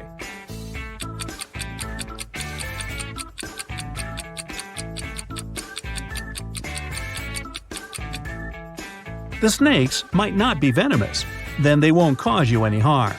But if you're falling from a big height, well, only a miracle can… Nah, nothing's gonna save you. Bye-bye! So, Mia wanted to go to the party her classmate was throwing, but her father didn't let her. Mia thought for a while and remembered her grandparents had just moved to their new one-story country house. She asked her dad if she could visit them at the weekend, and the man agreed. But Mia went to the party instead. When she got back home after the weekend, her father asked her if she had had a good time. Mia replied she helped in the garden a little and spent the rest of the day upstairs. Her father immediately knew she was lying. How?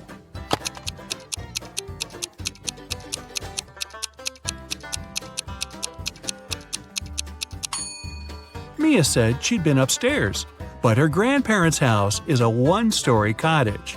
Liar, liar, pants on fire. 11 plus 3 equals 2.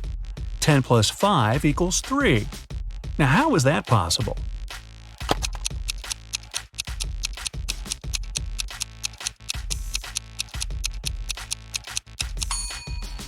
It makes sense when we talk about time. 11 o'clock plus 3 hours is 2 o'clock. 10 o'clock plus 5 hours is 3 o'clock. One king wants to find out which of his 3 sons is the smartest. He takes 3 chests and puts his crown in one of them. On each chest there's a statement, but only one of these statements is true. The crown is in this chest. The crown isn't in this chest. The crown isn't in chest number 1. Each person can only open one chest. The son who figures out where the crown is will be the next king. But can you solve this riddle?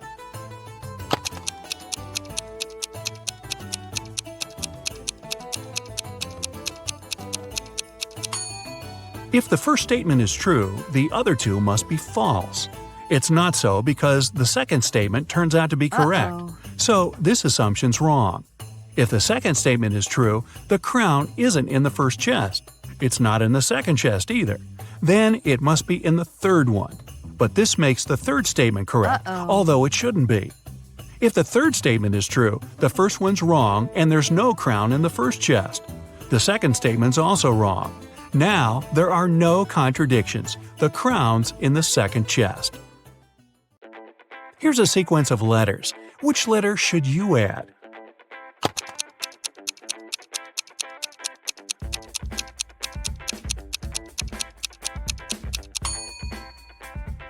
The missing letter is F. If you put it at the end, you'll get E. James and Taylor were best friends in elementary school. Unfortunately, when the children were 10, James and his parents moved to another state. The friends lost contact. 15 years later, James and Taylor accidentally bumped into each other in a cafe. It was their first meeting since school. They recognized each other and started talking. It turned out Taylor was already married and had a daughter. "Wow," said James, "does she look like her dad?" "Oh no," Taylor said, "the girl's a mini version of her mother." "Ah, so she must be a blonde with blue eyes." This time, James was right. How did he understand that?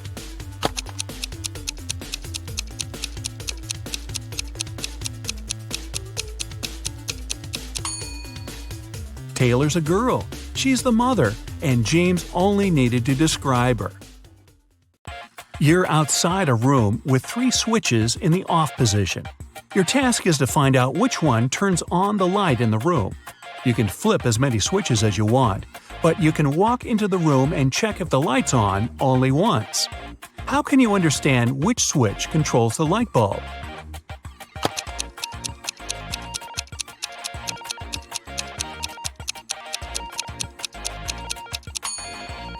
Turn on 2 random switches and wait for a couple of minutes. Then, turn one of them off and walk into the room. If the light's on, the switch connected to the bulb is the one you left in the on position. If the room's dark, touch the light bulb. If it's hot, then the controlling switch is the one you just turned off. If the light bulb is cold, the correct switch is the only one you haven't touched. Esme got lost in the forest. She was wandering around for the whole day. Finally, at dusk, she saw a spooky house. A witch lived there. The girl had nowhere else to go, so she entered the house and asked for help. The witch said if Esme solved her riddle, she'd be free to leave in the morning. Here's how the riddle went. 17J, 70M, 96A, 162J, 256S, 354, what's the missing letter?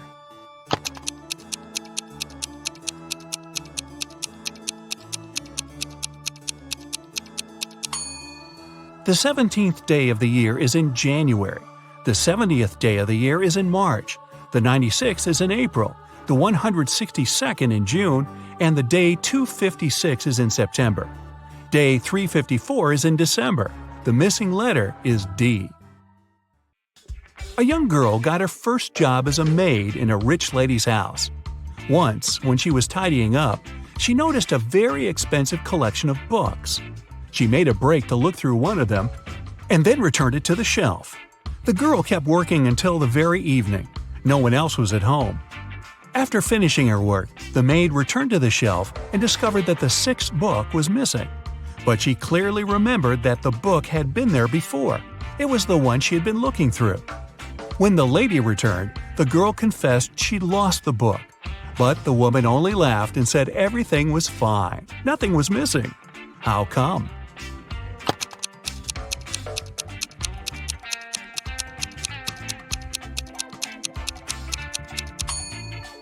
The collection had 8 books. The 9th book was actually the 6th one. The girl accidentally put it upside down. Right before Christmas, the police got information that a famous thief named Alfonso had left Chile. He boarded the plane to Los Angeles. The only thing the detectives knew about the man was that he had a beard. At the airport, the police officers met a group of people. They had just arrived from different countries. The detectives noticed 4 men with beards and interrogated them. The first one said he'd come from London. The second told the police he arrived from Chile, but his name was Cristiano.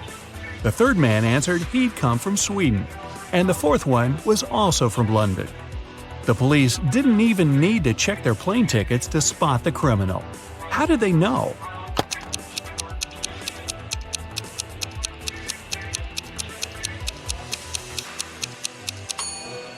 It's Christmas time, but the man who supposedly came from Sweden is dressed too lightly for that climate.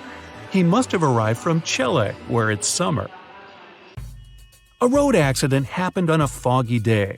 2 drivers were taken to a hospital. Each of them had a concussion. Interestingly, their cars didn't even have a scratch. What happened?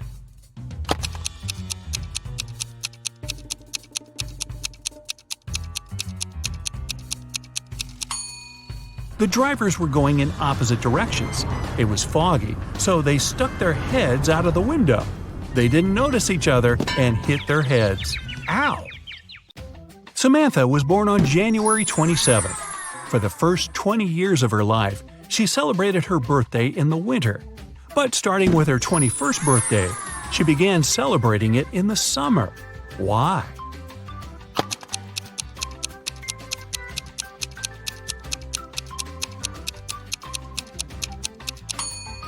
She moved to the southern hemisphere, where it's summer in January.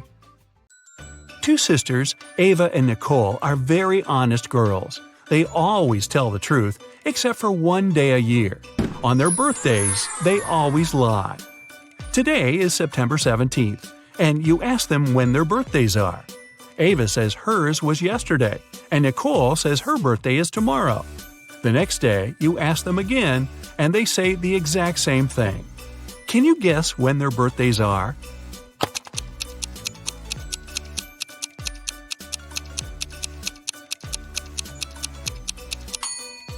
They can't have two birthdays. It means that one day one of them lied, and the next day it was the other's turn. Since Ava mentioned yesterday, her birthday must come first. So Ava's birthday is on September 17th, and Nicole's on September 18th. Bethany, Tommy, Eliza, and James spent the whole day at home alone. Their mother didn't let them enter her room. When she came back in the evening, she wanted to eat her chocolate bar, but it was gone. She went downstairs and asked the kids who had eaten her treat. Bethany said she'd been doing her algebra homework the whole day and hadn't eaten anything at all. Tommy replied he had been playing football outside. Eliza said she didn't even know where their mom kept chocolate. And James simply claimed it hadn't been him. Their mom knew immediately who had taken her chocolate. How did she figure it out?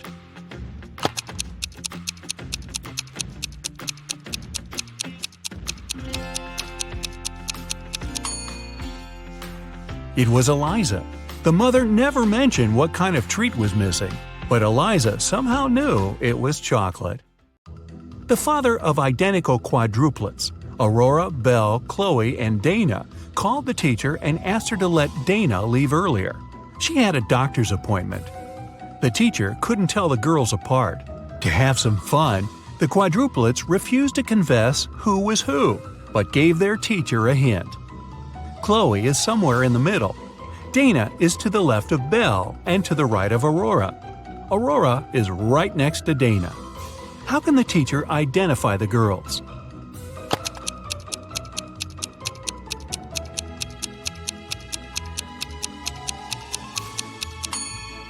Chloe is somewhere in the middle, and since Dana has someone on both sides of her, she must be in the middle too. If Chloe was the second, Dana would be the third. Then Dana would be to the left of Belle, and Belle would be the fourth. Then Aurora must be the first. But it doesn't work, because Aurora and Dana have to be next to each other. If we switch Chloe and Dana, Dana will be right next to Aurora, but still to the left of Belle. So the right order is Aurora, Dana, Chloe, and Belle. Dana's the second girl. Mark and Ben are waiting for the elevator. Mark has to go down to the first floor, and Ben's going to have some dinner up on the 10th. Two elevators arrive at the same time, and they both get in different elevators. Well, one of them isn't too smart. Which one?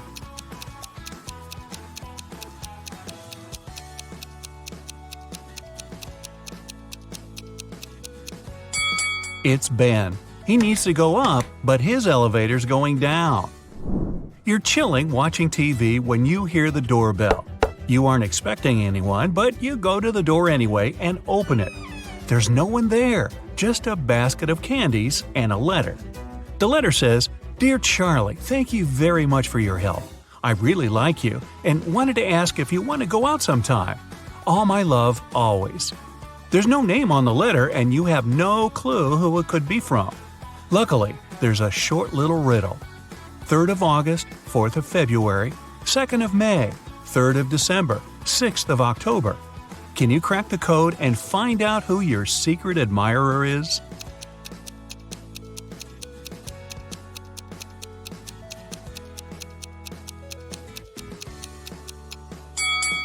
The 3rd of August means the third letter in August, which is G. The fourth letter of February is R. The second letter of May is A. The third letter of December is C. And the sixth letter of October is E. So, your secret admirer's name is Grace. Do you even know anyone named Grace? You open your eyes and find yourself in a dungeon. There are a couple of torches around to light the room up a bit. You walk over to the door and try to open it. But, of course, it's locked.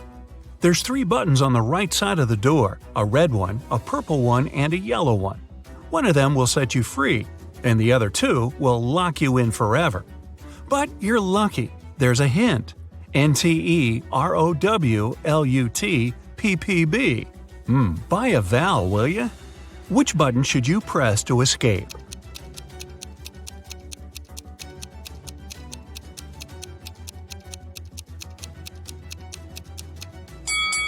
If you put the letters in the right order, you'll get purple button. Since only one button opens the door and the other two trap you in, you gotta try your luck with the purple one. Jessie is a mom of 3 who works as a detective.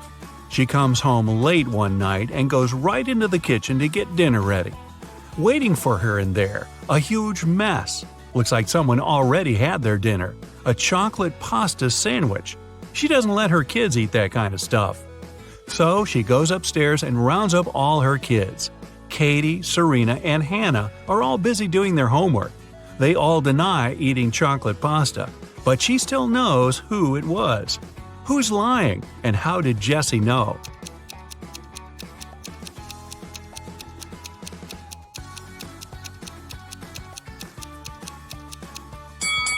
Back in the kitchen, the knife's on the right-hand side of the chocolate pasta. That means the person who made the sandwich is left-handed.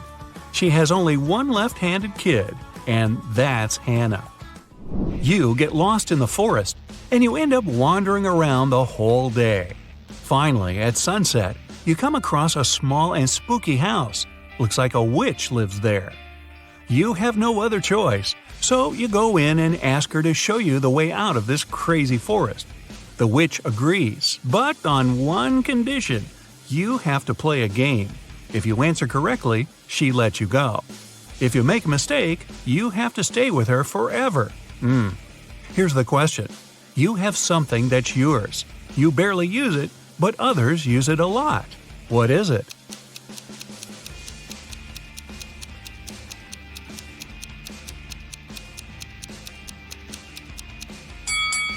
It's your name.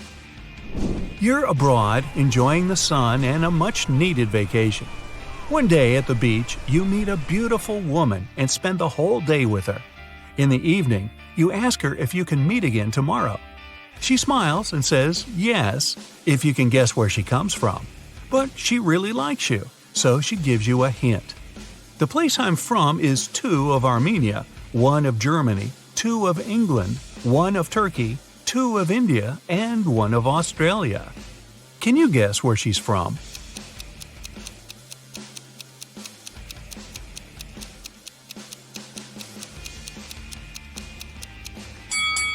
Two of Armenia means you have to take the first 2 letters of the name Armenia, A-R. The rest are the same. 1 of Germany is G, 2 of England is E-N, 1 of Turkey is T, I-N from India, and A from Australia. Together, they make Argentina. That was a lot of work. She better be worth it. You're wandering in a different forest and you come across a picnic. They're all witches. You try to hide before they notice you, but uh-oh. What do they want? Actually, they're pretty chill. They just need a little help. There are 8 of them, and one of them celebrating her 999th birthday. They've got a birthday cake, but there's a problem. And no, it's not that there's too many candles and too little cake. Their magic knife can only make 3 cuts, and they can't figure out how to cut the cake into 8 pieces. Can you figure it out?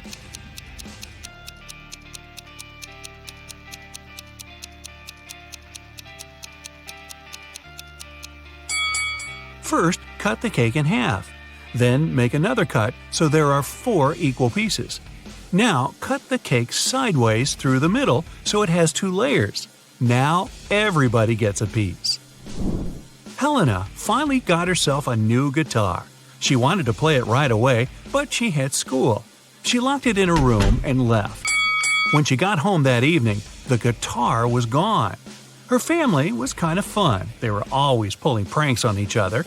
She asked everyone about her guitar. Here's what they said. Her mom said she hadn't even seen the guitar.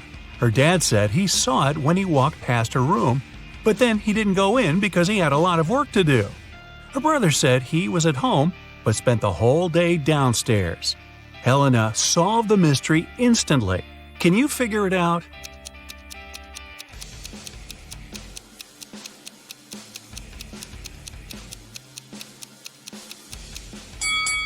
Her dad's lying. He said he saw the guitar while walking past her room, but that would be impossible. She locked the door on her way out.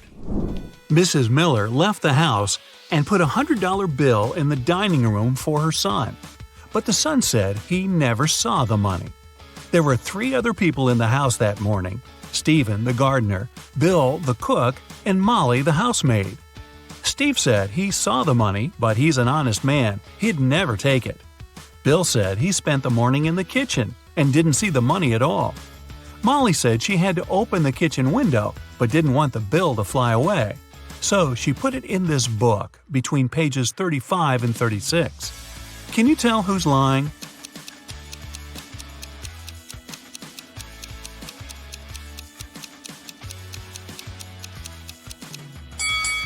Molly is. She couldn't have put the money between pages 35 and 36. They're 2 sides of the same page. Kevin's a single father of 4. He was working late one evening and got a call from a neighbor. The neighbor just saw one of his daughters walking around with her friends in a totally different neighborhood. It was dark, so the neighbor couldn't tell which daughter it was. When Kevin came back home, he asked his daughters which one of them was out after dark. Lily said she was reading all evening. Madison said she was playing Uno. Riley said she was in the backyard in the pool. Ava said she was talking to a friend in her room. Kevin immediately knew who was lying. Do you?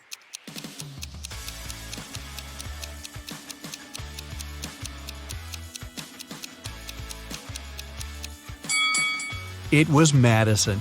She couldn't have been playing Uno by herself. She's hiding something. Josh was walking in a forest at night and came across an old castle. He was curious, so he found a way in and started walking down a corridor. Pretty soon, he met 3 people. They said they were 2 werewolves and a vampire. They wanted to keep Josh in there forever, but in the end decided to give him one chance to get away. He had to guess who the vampire was. He was allowed to ask the same question to each of them as long as it wasn't, "Are you a vampire?" Josh asked, "What's your eye color?" Why did he ask it, and how would that even help him?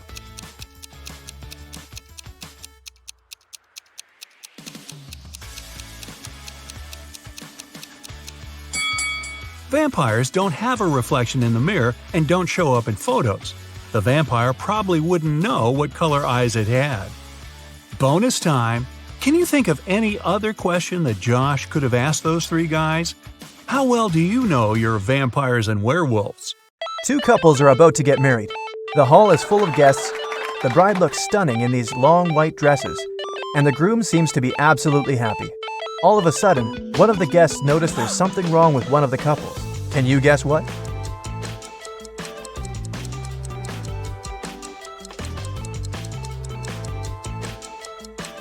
Mary and Alex have no reflections at all. Look at this decorated mirror behind them. They must be vampires. I wonder how Mary did her makeup. Samantha and Julie wanted to have a peaceful Sunday afternoon. They decided to have a hot air balloon ride and headed to the park. The instructor offered them to choose which one they wanted to ride, a blue one, a green one, or a yellow one. Samantha loves the blue one. No surprise, look at her clothes. And Julie wants to go for the green one. Which girl isn't very attentive?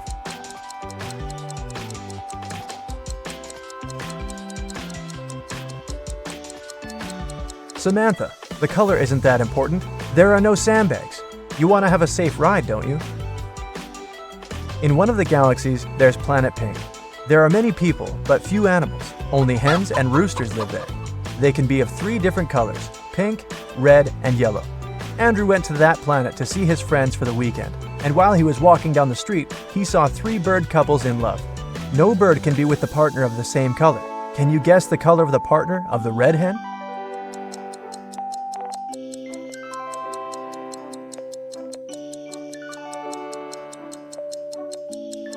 It's the yellow rooster.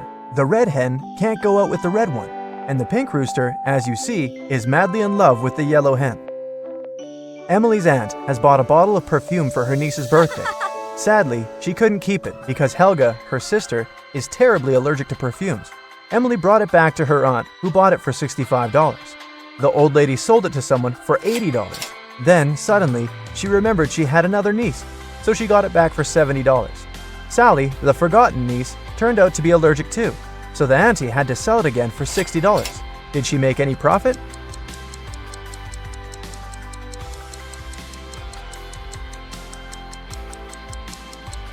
Yep, she made $5 and grabbed a large latte for them. A genius invented a watch he thought no one else but him could read. A minute on his watch lasts an hour, and an hour lasts a minute. The watch shows the right time twice a day. Can you read it?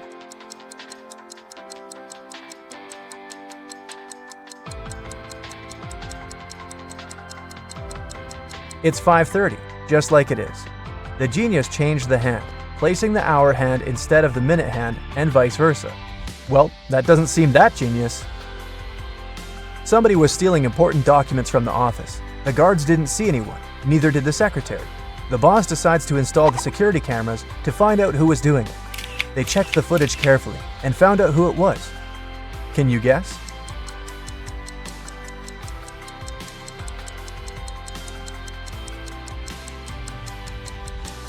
It's the man in the white shirt.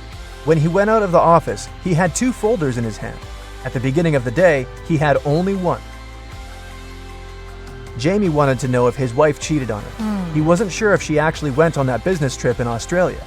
He asked her to send a selfie, which she did. When he saw the photo, he knew exactly that his wife was lying to him. How did he guess?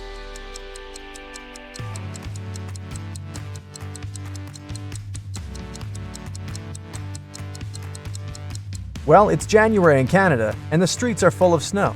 How come there's snow in Australia? It's supposed to be summer there. Everybody knows that an old witch lives in this spooky old house. Nobody really wants to meet her. Mary is in this house right now, but she seems to be alone. How come?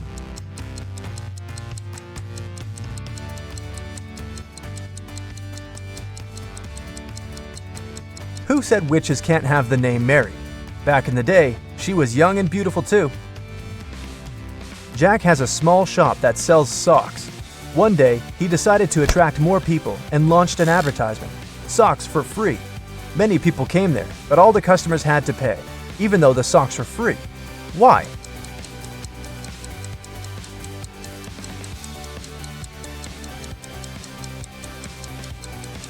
Jack would only give the left sock to his customers. They looked nice, and people wanted to buy it. Who needs only one sock after all? A man was driving his car all the way from New York to LA. At the end of the trip, he discovered that one of his car's tires had been punctured from the very beginning. Still, he reached his destination successfully. How is it possible?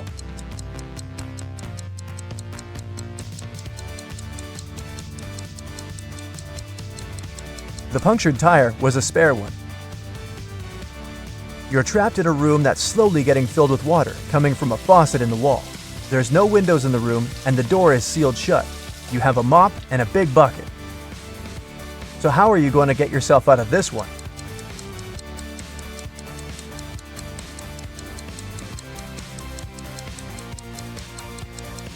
Come on, just turn the faucet off. Now it's better. There are 5 girls in the room. Nicole is talking on the phone, Kimberly is reading, Jessica is playing hide and seek, and Melody is tidying up. What's Sarah doing?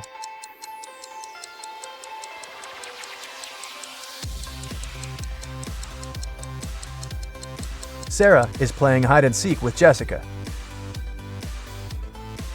5, 6, 7. 5, 6. Which number is missing? A small hint. It's not 7. You have 7 seconds to do the math.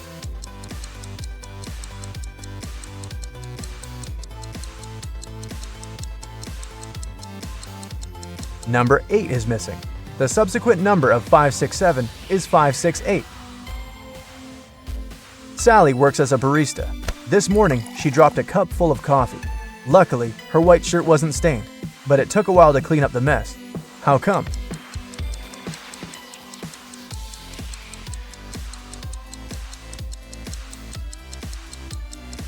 There were coffee beans in the cup. They ended up right under the counter. Imagine you've just entered a pitch-black room. There's an oil lamp, a newspaper, and some kindling wood inside the room. You only have one match. You have to make a tough choice. What to light first?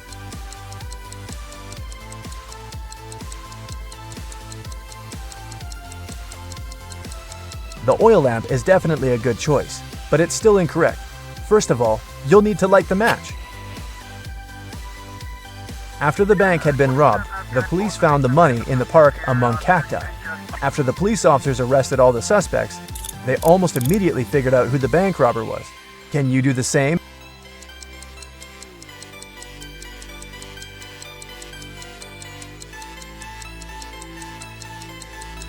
This guy on the left has scratches left by cacti all over his body. There are 6 glasses in a row on the table. The first 3 are filled with orange juice, and the other 3 are empty. Your task is to make full and empty glasses alternate by moving just one glass. How can you do it?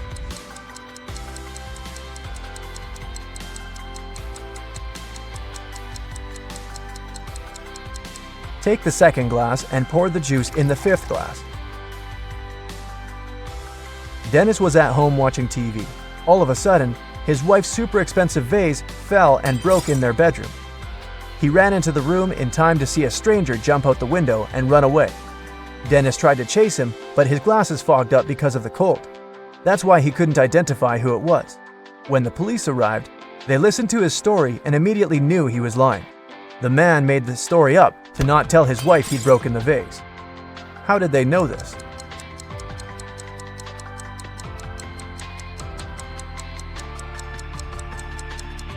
Anyone who wears glasses know they don't fog up when you go from a warm room to the cold outdoors. It's the other way around. Adam Nixon, who didn't really like modern art, rushed into the city gallery and caused millions of dollars worth of damage to several paintings. Yet the manager of the gallery thanked Mr. Nixon for his actions. How come?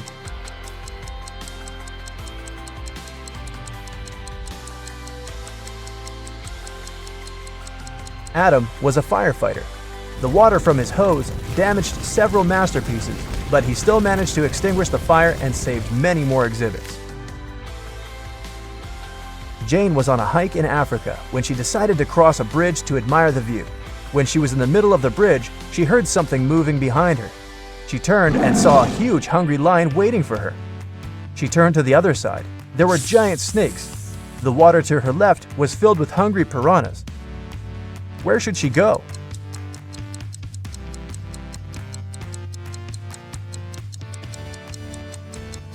She should jump into the lake.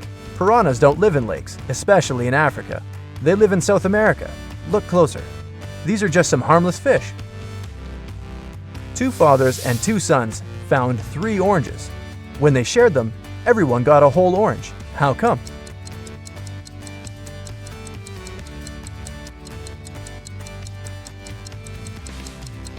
There were 3 people: grandfather, father, and son.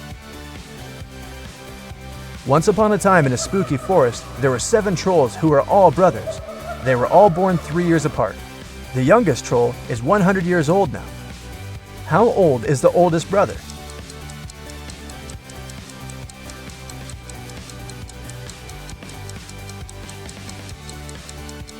He's 118.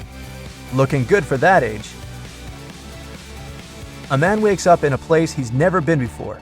He rushes to the exit and sees 2 doors. When he opens the first door, he sees that the hall is made of magnifying glass.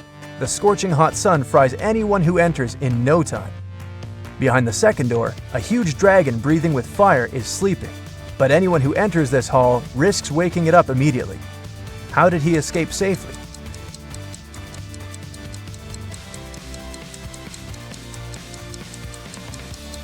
He needed to wait for dusk. There's no sun, and he can easily get out of that place.